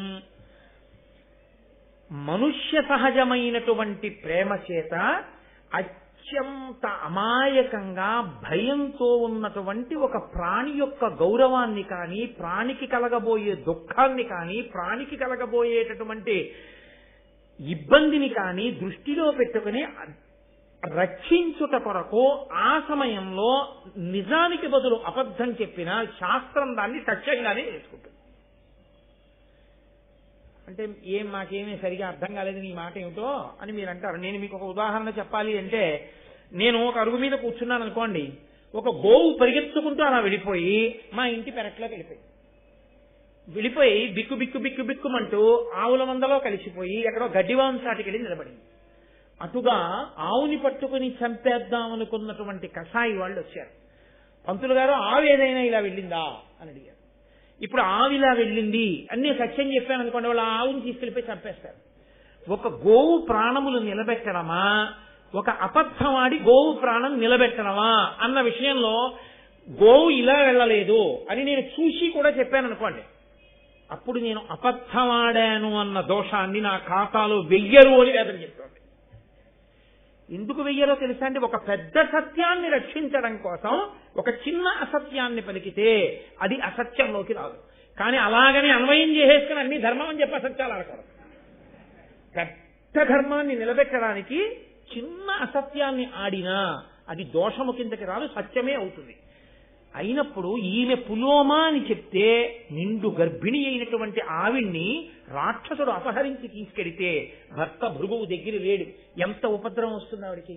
అప్పుడు అగ్నిహోత్రుడు చెప్పవలసింది సత్యమా, ఈమె పులోమ కాదు అని ఒక మాట చెప్తే, ఒక స్త్రీ భృగువు యొక్క భార్య మహాపతివ్రత నిండు చూలాలు ఆమె మానాన్ని గౌరవాన్ని రక్షించినటువంటి ప్రయోజనం చేత అగ్నిహోత్రుడు సత్యమే పలికిన వాడై ఉండేవాడు. అగ్నిహోత్రుడు సత్యము పలుకుతున్నాను అనుకుని సత్యము యొక్క పరిధిని దాటిపోయాడు. అది అక్కడ ధార్మికమైనటువంటి దోషం, అందుకు ఇచ్చాడు శాపవాక్కు. కాబట్టి ఇప్పుడు భృగువు ఇచ్చిన దాంట్లో దోషం లేదు. కానీ భృగువు ఇచ్చినటువంటి శాపవాక్కునందు దోషం చెయ్యని వాళ్ళు వచ్చి పడిపోయారు, లోకమంతా వచ్చి పడిపోయారు. ఎలా పడిపోయిందో తెలుసా అండి? నీవు అన్నీ తిను అన్నాడు కదా, ఇప్పుడు ఆయన అన్నీ తినడం మొదలెట్టాడు అనుకోండి, ఆయన అశుచి అవుతాడు. అందులోకి పట్టుకెళ్ళి మీరు అశుద్ధం పడేసినా కాలవలసిందే. ఇప్పుడు అగ్నిహోత్రుడే తిన్నాడు, అగ్నిహోత్రుడు అలా అన్నీ తినేస్తుంటే ఆయన అశుచి అయిపోతాడు. నిన్ననేగా మీరు విన్నారు, అమృతం తాగినా ఆచమనం చేయవలసి వచ్చింది. ఇంకా అశుద్ధం తినవాడు ఆచమనం చెయ్యొద్దు. అగ్నిహోత్రుడు అన్నీ తింటుంటే అశుచి అవుతాడు. అశుచి అయితే అన్ని చోట్ల ఎక్కడ ఏం కాలుస్తున్నాడో ఎవరికీ తెలియదు. మీరు ఇక్కడ చేస్తున్నటువంటి యజ్ఞం నిష్ఫలమైపోతుంది. ఎందుకైపోతుంది? మీరు అగ్నిముఖత ఇచ్చినవి పుచ్చుకోవడానికి ఆయనకు అధికారం లేదు. ఎందుకనంటే ఆయన అశుచిగా ఉన్నాడు. అశుచిగా ఉన్నవాడు పుచ్చుకున్నాడు కాబట్టి ఇప్పుడు దేవతలకు అన్నం దొరకదు. ఇది పరమేశ్వరుడు పెట్టిన వ్యవస్థ. ఇది ఎంత చమత్కారంగా ఉంటుందంటే, ప్రభుత్వం మనకి జీతం ఇస్తుంది, ప్రభుత్వం మన దగ్గర నుంచి పన్ను కట్టించుకుంటుంది. పన్ను కట్టించుకున్న ప్రభుత్వం ఇంకొంతమందికి గ్రంథాలయాలు పెడుతుంది, హాస్పిటల్స్ పెడుతుంది, కారాగారాలు పెడుతుంది, దొంగల్ని తీసుకెళ్లి అందులో పెడుతుంది, పుస్తకాలు చదువుకునే వాళ్ళని ఇందులో చదువుకోమంటుంది, కొంతగా ఉద్యోగాలు ఇస్తుంది, ఉద్యోగాలు ఇచ్చి జీతాలు ఇస్తుంది, జీతాలు ఇచ్చి పన్నులు కట్టించుకుంటుంది. ఏ ప్రభుత్వం జీతం ఇచ్చి పన్ను కట్టించుకుంటుందో మళ్ళీ ఈ పన్నుతో నడిపిస్తూ ఉంటుందో వ్యవస్థని, అలాగే పరమేశ్వరుడు ఒక వ్యవస్థ చేశాడు. నీకు దేవతలు ఐశ్వర్యం ఇస్తారు, వర్షం కురవడం దేవతల చేతిలో ఉంటుంది, దేవతల ఆకలి తీర్చడం నీ చేతిలో ఉంటుంది. వాళ్ళు వర్షం కురిపిస్తారు, నీకు పంటలు పండుతాయి. నువ్వు పంట ఇంటికి తెచ్చుకుని యజ్ఞం చేసి యజ్ఞంలో హవిస్సుని, ఆ హవిస్సు వాళ్ళు పుచ్చుకుంటారు, వాళ్ళు భోజనం చేస్తారు, వాళ్ళ కడుపు నిండుతుంది, వాళ్ళు తృప్తి పొందుతారు, వాళ్ళు మళ్ళీ వర్షం కురిపిస్తారు, మళ్ళీ పంటలు పండుతాయి, మళ్ళీ యజ్ఞం చేయి, కొంత పదార్థాన్ని హవిస్సుగా ఇయ్యి, మళ్ళీ దేవతలు తృప్తి పొందుతారు. ఈ చక్రం ఇలా తిరగాలి, ధర్మచక్రం అనుష్ఠానపరంగా తిరుగుతూ ఉండాలని ఈశ్వరుడు నియమనం చేశాడు దానికి. ఇప్పుడు అగ్నిహోత్రుడు అశుచి అయిపోయాడు అనుకోండి, దేవతలకు భోజనాలు ఎలాగా? వాళ్ళకి అన్నం ఉండదు. కవ్యం నడవదు కాబట్టి పితృదేవతలకి కవ్యం వెళ్ళదు, పిండ ప్రదానం లేదు. దేవతలు అనుగ్రహించారు కాబట్టి వర్షాలు లేవు, కాబట్టి భూలోకంలో పంటలు లేవు, వీళ్ళెవరికే అన్నం దొరకదు, నదుల్లో నీరుండదు, దాహం తీరదు. కాబట్టి ఇప్పుడు లోకాలన్నీ ఏమైపోయి ఇబ్బందిలోకి వెళ్ళాయి. నువ్వు నేను అసత్యం పలికాను అని నువ్వు అనుకుంటే నాకు ఇంకేమైనా శాపం నువ్వు ఇచ్చి ఉండవలసింది. ఇప్పుడు నువ్వు అన్న మాట వల్ల ఏమైందో తెలుసా? మొత్తం లోకముల యొక్క వ్యవస్థ అంతా ఆగిపోయింది. నేను అసత్యం పలికానన్నావు, నువ్వు కోపంతో తొందరపడ్డావు. తొందరపడి నా మీద విడిచిపెట్టిన వాక్కుకి మొత్తం లోకముల యొక్క స్థితి అంతా కూడా నిలబడిపోయింది. కోపం వల్ల వచ్చేటటువంటి ఉపద్రవాలు ఎలా ఉంటాయో చూడండి. గవ్వా ఒక్క మాట నోరు జారిపోయిందో ఎంత దూరం వెళ్ళిపోతుందో చూడండి. కాబట్టి ఇప్పుడు ఆయన అన్నాడు అగ్నిహోత్రుడు, అడిచిన తిట్టినం మరి మహాపరుషంబులు పల్కి అల్కతో పొడిచిన ఉత్తమ ద్విజులు పూజ్యులు వారలకెగ్గు చేసిన చెడు ఇహమున్ పరము ఇది సిద్ధము కావుటెరింగి భక్తి ఎప్పుడు ధరణి సురోత్తముల పూజల తంపుదు అల్కనోడుదు. నేను కూడా నిన్ను శపించగలను, కానీ అనుష్ఠాన తత్పరులై వేదాంగములను నేర్చుకుని నిత్యం దేవతల్ని పరమభక్తితో ప్రీతితో పూజ చేసేటటువంటి బ్రాహ్మణుల నోటి వెంట వచ్చేటటువంటి మాట ఎంత దూరమైనా వెళ్ళిపోతుంది. కాబట్టి వాళ్ళు ఎగ్గులు పలికినా తిట్టినా పొడిచినా కొట్టినా ఓర్పు వహించి మాట్లాడటం లేదు తప్ప తిరిగి శాపం ఇవ్వలేని వాళ్ళకు కాదు. అందుకని ఊరుకున్నాడు భృగువు అని. ఇంకా ఎలాగో నేను ఏమీ చెయ్యలేని, ఈ లోకానికి ఏ ఉపకారం చెయ్యగలిగే స్థితి నాకు పోయింది అని సర్వప్రాణుల నుండి తన తేజస్సుని ఉపసంహారం చేసేశాడు. లోకంలో ఎక్కడ వేడి లేదు, ఇక అగ్నిహోత్రం ఆగిపోయింది. అగ్నిహోత్రం ఆగిపోగానే యజ్ఞయాగాదులు ఆగిపోయాయి, నిత్యాగ్నిహోత్రాలు ఆగిపోయాయి, దేవతలకి హవిస్సులు ఆగిపోయాయి, పితృదేవతలకి కవ్యాలు ఆగిపోయాయి, పిండ ప్రదానాలు ఆగిపోయాయి, ఇక్కడ వర్షాలు ఆగిపోయాయి, లోకమంతా సంక్షోభంలో వెళ్ళిపోయాయి. అందరూ పరిగెత్తుకుంటూ చతుర్ముఖ బ్రహ్మగారి దగ్గరికి వెళ్ళారు. ఏ ఆపదొచ్చినా అందరూ ముందు ఆయన దగ్గరికి పరిగెత్తారు. పరిగెత్తి, అయ్యా ఇదిగో భృగువు అగ్నిహోత్రుణ్ణి శపించాడు, అగ్నిహోత్రుడు కాంతినంతటినీ ఉపసంహారం చేసేశాడు, ఎక్కడ ఏమీ జరగట్లేదు, ఎలా అన్నాడు. ఆయన అగ్నిహోత్రుణ్ణి పిలిపించాడు. పిలిపించి ఆయన అన్నాడు, ప్రకటిత భూత సంతతికి భర్తవు నీవా, చరాచర ప్రవృత్తికి మరి హితుభూతుడవు, దేవముఖుండవు నీవు, లోక పావకుడవు నీవు, ఇట్టి అనవద్య గుణండవు నీకు విశ్వభారక భువన ప్రవర్తన పరాన్ముఖ భావము పొందపాడియే. ఏమయ్యా, నువ్వు ఈ భూత సంతతికంతటికీ కూడా భర్తవి భరించేవాడివి. ఈ వేడి ఉన్నంతసేపు ఈ ప్రాణాలన్నీ ఉంటాయి. లోకంలో ఆ వేడి వల్లనే పదార్థములు పచనమవుతాయి. పచనమై రుచి వస్తుంది. అగ్నిహోత్రం వల్ల వండుకోకపోతే రుచి ఎక్కడుందండి? 4 వంకాయ ముక్కలు కొత్తిమీర పెట్టుకుంటే తింటామా? 2 పచ్చిమిరకాయ ముక్కలు కలుపుకుని ఉడికిస్తేనే రుచి. కాబట్టి లోకమంతా నీ వలననే నిలబడుతోంది. నీ ముఖంలోనే, నీ ముఖతః బ్రాహ్మణులు హవిస్సునిచ్చి దేవతలను తృప్తిపరుస్తారు. లోకములన్నీ నీ వలన నిలబడుతున్నాయి. నువ్వు లోక భర్తవి. అటువంటి వాడిని ఇంత కోపగించి నీ తేజస్సుని ఉపసంహారం చెయ్యొచ్చా అంటే అగ్నిహోత్రుడు తనకి కలిగినటువంటి ఇబ్బందిని చెప్పాడు. బ్రహ్మగారు అన్నారు, ఇప్పుడు భృగువు వాక్కుని వెనక్కి తీయడం కుదరదు. కాబట్టి నీవు సర్వభక్షకుడవే, అన్నీ తింటావు. అన్నీ నువ్వు తిన్నా నీ పవిత్రతకి లోపం లేదు. నువ్వు ఎప్పుడూ పవిత్రుడవే. నీకు నేను వరం ఇస్తున్నాను. ఆయన శాపాన్ని వెనక్కి తీస్తే ఆయనకి మళ్ళీ కోపం వస్తుంది. నేను శాపం ఇచ్చేవాడిని వెనక్కి తీసేవాడా అంటాడు. ఆయన ఏమన్నాడు? సర్వభక్షకుడివి కమ్మన్నాడు. అన్నీ తిని. నేనంటున్నాను, అన్నీ తిన్నా నువ్వు పవిత్రుడవే, ఆచమనం కూడా చేయక్కర్లేదు. శవాన్ని కాలుస్తూ ఉంటుంది అగ్ని. యజ్ఞశాలలో అగ్ని దేవతలకు హవిస్సు పట్టుకెళ్ళిపోతుంటుంది. ఆ పక్కనే కవ్యాన్ని పితృదేవతలకు పట్టుకెళ్ళిపోతూ ఉంటుంది. అక్కడే నిత్యాగ్నిహోత్రీకులు చేసుకునేటటువంటి కార్యకలాపాలు అగ్నిహోత్రంలో జరిగిపోతుంటాయి. అక్కడే అగ్ని అరణ్యాన్ని కాలుస్తూ ఉంటుంది. అక్కడే అగ్ని తనలో పడిపోయినటువంటి ప్రాణుల్ని కాల్చేస్తూ ఉంటుంది.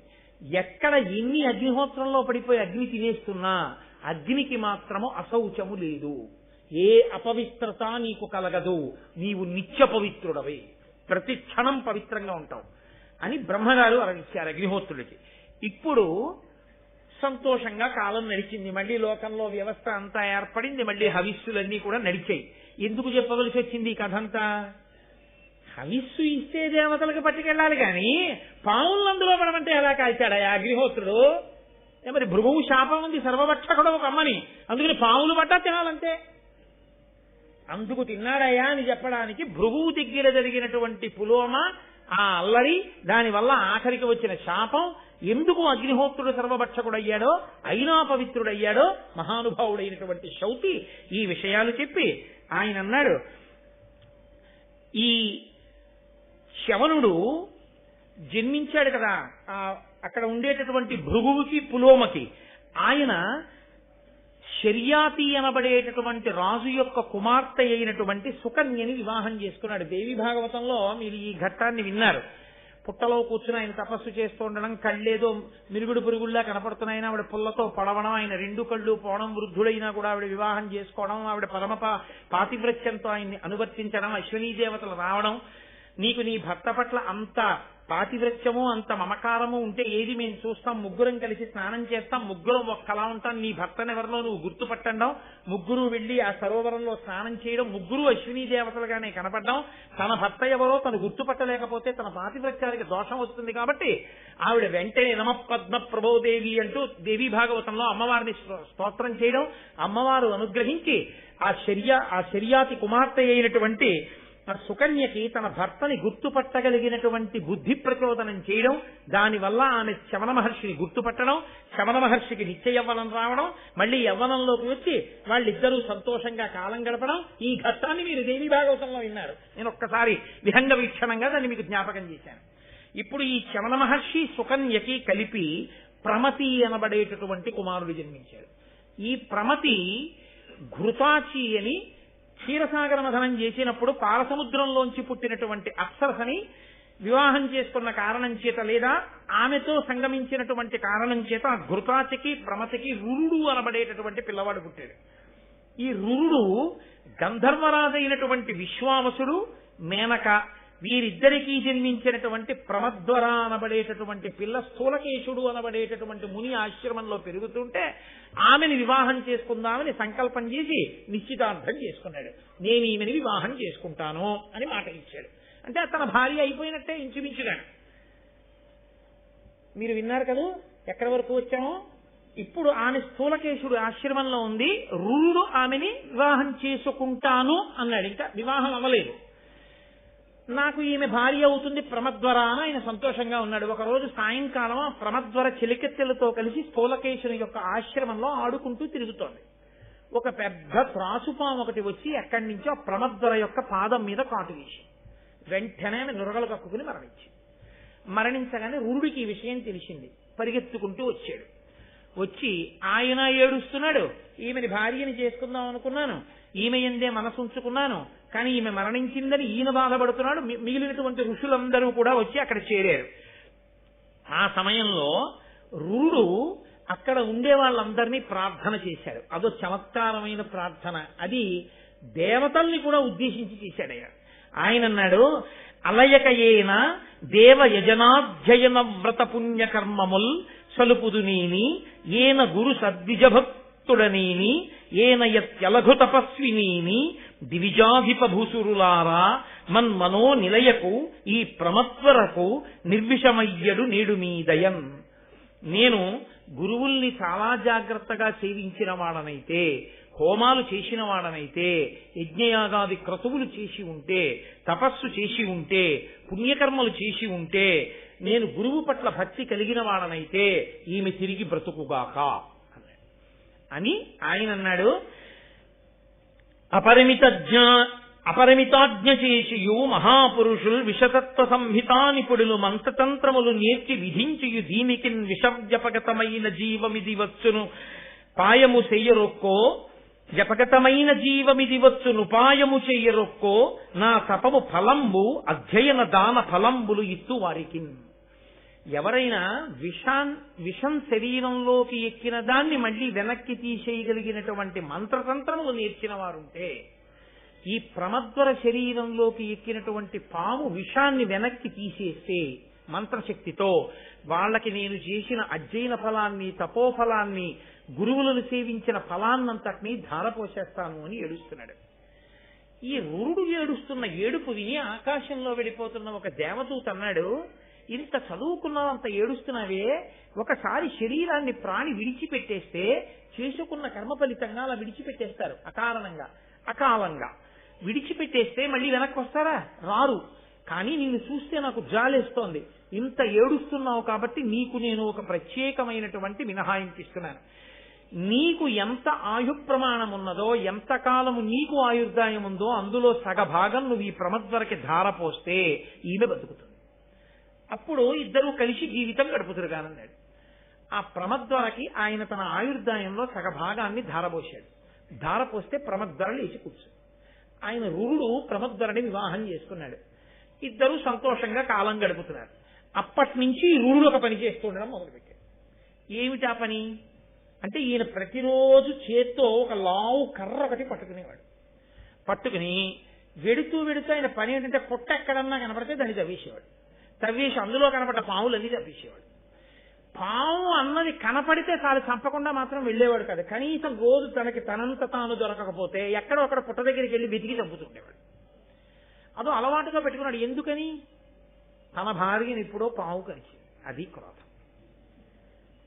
ఎంత చిత్రంగా లోపల క్రోధములు ఉండిపోతాయో చూడండి అని క్రోధం పెట్టేసుకున్నాడు. పెట్టుకుని అదే పనిగా పావులు చంపుతున్నాడు. ఒక రోజున విషం లేని పావులో దరిద్రం దానికి. పావుకి విషం ఉంటే ఏదో పట్టుకున్న దాన్ని కరిచేస్తే అది చచ్చిపోతే తినేస్తుంది. పావుకి విషం లేకపోతే వచ్చే ప్రమాదం ఏమిటో తెలుసా అండి? దానికి దొరికింది చావదు, దాన్ని ఇది మింగలేదు. ఎందుకంటే నవిలి తినడానికి దానికి దంతాలు ఉండవు. అది వెళ్ళి ఒక కప్పనెట్టుకుంది అనుకోండి, దాని కూరల్లో విషం ఉంటే ఓ 2 నిమిషాలు గిలగిలా తన్నుకుని ఆ కప్ప చచ్చిపోతుంది. చచ్చిపోతే అది మెల్లమెల్లగా మింగుతుంది.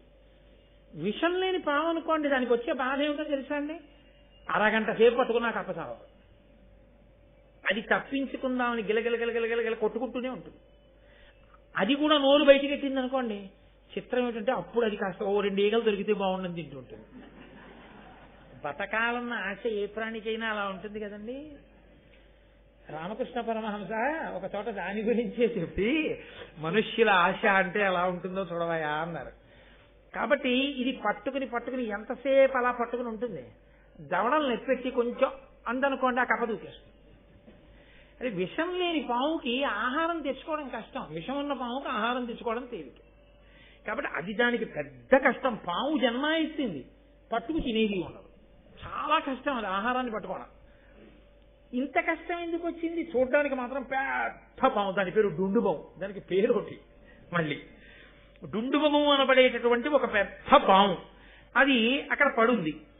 దాన్ని చూసి వెంటనే చేతిలో కర్ర ఉంది కదా, పాము కనబడితే కొట్టేయాడు. ఈ రురుడు ఆ కర్ర తీసా పాముని కొట్టబోయాడు. అది వెంటనే మునిగిపోయేదండి. నేను విషం లేని పాముని. ఏమయ్యా, నువ్వు చూస్తే భృగువంశంలో పుట్టినటువంటి బ్రాహ్మణుడవు. భృగువంశంలో పుట్టిన బ్రాహ్మణుడు ఎక్కడా? విషం లేని పాము ఎక్కడా?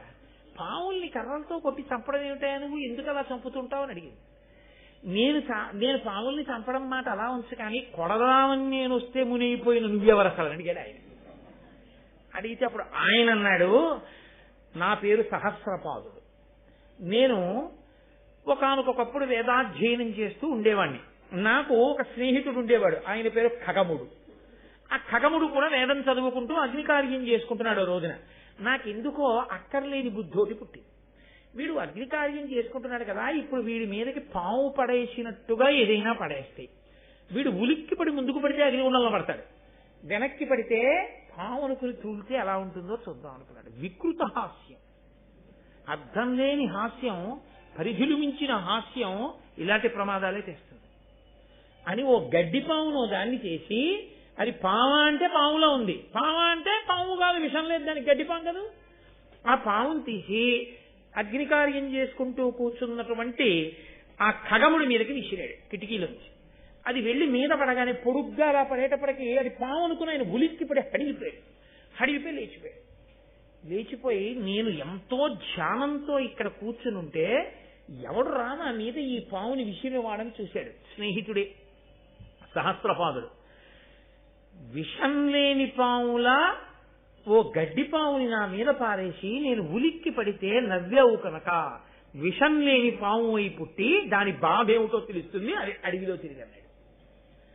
అప్పుడు తెలిసి మితిమీరిన హాస్యం, మితిమీరినటువంటి అవతల వారిని మనం బాధ పెట్టి వినోదాన్ని పొందడం ఎంత ప్రమాదానికి చిట్ట చివరికి వెళ్ళిపోతుందో చూడండి.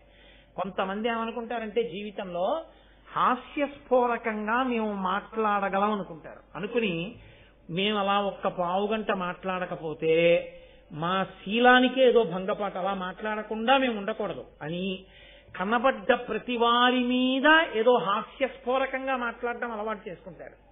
అలా మాట్లాడకపోతే ఈయనేమిటి ఏం జోక్ వేయలేదు అనుకుంటారని. ఇది వెళ్ళి వెళ్ళి వెళ్ళి వెళ్ళి ఎక్కడ పప్పులో కాలేస్తాడంటే ఎవరో ఒక మహాత్ముడు కనపడినప్పుడు ఆయన గురించి కూడా అలాగే మాట్లాడతాడు, కట్టి కుడిపేస్తుంది. కాబట్టి అదే పనిగా హాస్య ప్రసంగాలు చేయడం మంచిది కాదు, అది ఒక దుర్లక్షణంగా చెప్పింది శాస్త్రం. కాబట్టి నిరంతర హాస్య ప్రసంగం, ఎప్పుడూ అర్థం లేని హాస్యం మంచిది కాదు. కాబట్టి విషం లేని పాముగా పుట్టి తిరుగుతున్నాను. అప్పుడు ఏడిచాను నా స్నేహితుడు ఖగముడి దగ్గర, నాకెప్పటికయా విముక్తి అని అడిగాను. నీకు ఏనాడు భృగువంశంలో పుట్టిన రురుడు దర్శనం అవుతాడో, కర్ర పట్టుకుని నిన్ను చంపబోతాడో అప్పుడు నువ్వు మామూలు పాము అవుతావు, దానివల్ల ఉపకారం కలుగుతుందిలే అన్నాడు. అందుకుని మునినయ్యాను. ఇది సరే కానీ నాకొక ఆశ్చర్యకరమైనటువంటి విషయం తెలుస్తోంది. నువ్వు భృగువంశంలో పుట్టావే, బ్రాహ్మణుడవే, వేదం చదువుకున్నావు, యజ్ఞం చేస్తున్నావు, ఇలా కర్ర పెట్టి పాముల్ని కొట్టచ్చా? బ్రాహ్మణుడంటే ఎటువంటి వాడు? భూనుత కీర్తి బ్రాహ్మణుడు పుట్టుడు తోడన పుట్టు ఉత్తమ జ్ఞానము సర్వభూత హిత సంహిత బుద్ధియు చిత్తశాంతియున్ మాన మద ప్రహాణము సమత్వము సంతత వేద విద్యానుష్ఠానము సత్యవాక్యము దృఢవ్రతమున్ గురుణాపరత్వమున్. ఒక సచ్చీలుడైనటువంటి బ్రాహ్మణుడు పుట్టగానే ఆ చుట్టుపక్కల ఉన్న వాళ్ళ అందరిలోనూ కూడా భూతదయ కలుగుతుంది, మంచి భావములు కలుగుతాయి, అందరిలోనూ కూడా చిత్తశాంతి కలుగుతుంది, మంచి ఆలోచనలు కలుగుతాయి. అప్పటి వరకు ఉన్నటువంటి దుష్టమైన ఆలోచనలు పరిశీలనం చేత పక్కకి వెళ్ళిపోతాయి. తమని తాము పరిశీలించుకుని చెడు లక్షణములను విడిచిపెట్టగలిగినటువంటి స్థితి బ్రాహ్మణ వాక్కు వలన వస్తుంది. అందరినీ సమానంగా చూసేటటువంటి బుద్ధి కలుగుతుంది. అటువంటిది ఒక బ్రాహ్మణుని వలన సంభవిస్తుందని, బ్రాహ్మణుడు అలా బ్రతకాలని శాస్త్రాలు చెప్తున్నాయి. నువ్వేమయ్యా కనపడ్డ పావులన్నీ చంపుతూ హింస చేస్తున్నావు, ఇలా చెయ్యొచ్చా? ఇప్పటికైనా ఈ బుద్ధిమానం, ఏదో కర్మవశం నీ భార్యని కరిచింది, అయిపోయింది, బ్రతికించుకున్నావు, అక్కడతో దాన్ని విడిచిపెట్టాలి. అంతేగాని కనపడ్డ పావులన్నీ చంపుకుంటూ వెడితే నువ్వు చేసిన ఈ హింస నిన్ను కట్టి కొడపదా? తప్పు, బ్రాహ్మణుడవు, ఇక ఈ హింస చెయ్యకు అంటూ ఆయన అన్నాడు. నీ తండ్రికి శిష్యుడైనటువంటి ఆస్తిక మహర్షి ఒకానొకప్పుడు జనమేజయుడు చేసినటువంటి సర్పయాగాన్నే ఆపాడు. నీ తండ్రికి శిష్యుడైనటువంటి ఆస్తికుడు జనమేజయుడి సర్పయాగాన్ని ఆపాడే, అటువంటి వంశంలో పుట్టిన నువ్వు పాముల్ని చంపడానికి సిగ్గుగా లేదా అన్నాడు. అయ్యా నాకు బుద్ధి వచ్చింది, ఇంకా నేను చంపను అన్నాడు. అనగానే ఎక్కడ చెప్తున్నాడు కదా? నైమిషారణ్యంలో. వాళ్ళన్నారు, ఇక్కడ వరకు బాగుంది, రురుడి వరకు చెప్పావు. రురుడి తండ్రి యొక్క శిష్యుడు అస్తికుడు జనమేజయుడి సర్పయాగాన్ని ఎందుకు ఆపాడో, అలా ఎందుకు జరిగింది అది చెప్పు. రేపు ప్రారంభం చేస్తాను, ఇప్పటికే 8 దాటిపోయింది కదా అని ఇవాళకి సక్కామనందరం ప్రసాదం తీసుకుని ఈశ్వరుడు యొక్క హారతి అందుకుని బయలుదేరదాం నైమిషారణ్యంలో. ఇది నైమిషారణ్యమే పవిత్ర భావన చేత అని అన్నాడు. నేను మంగళం చెప్పిన తర్వాత మీతో చాలా ఒక ప్రధానమైన విషయాన్ని 1-2 నిమిషాలు ముచ్చటిస్తాను, దయచేసి అలాగే కూర్చుని ఉండండి.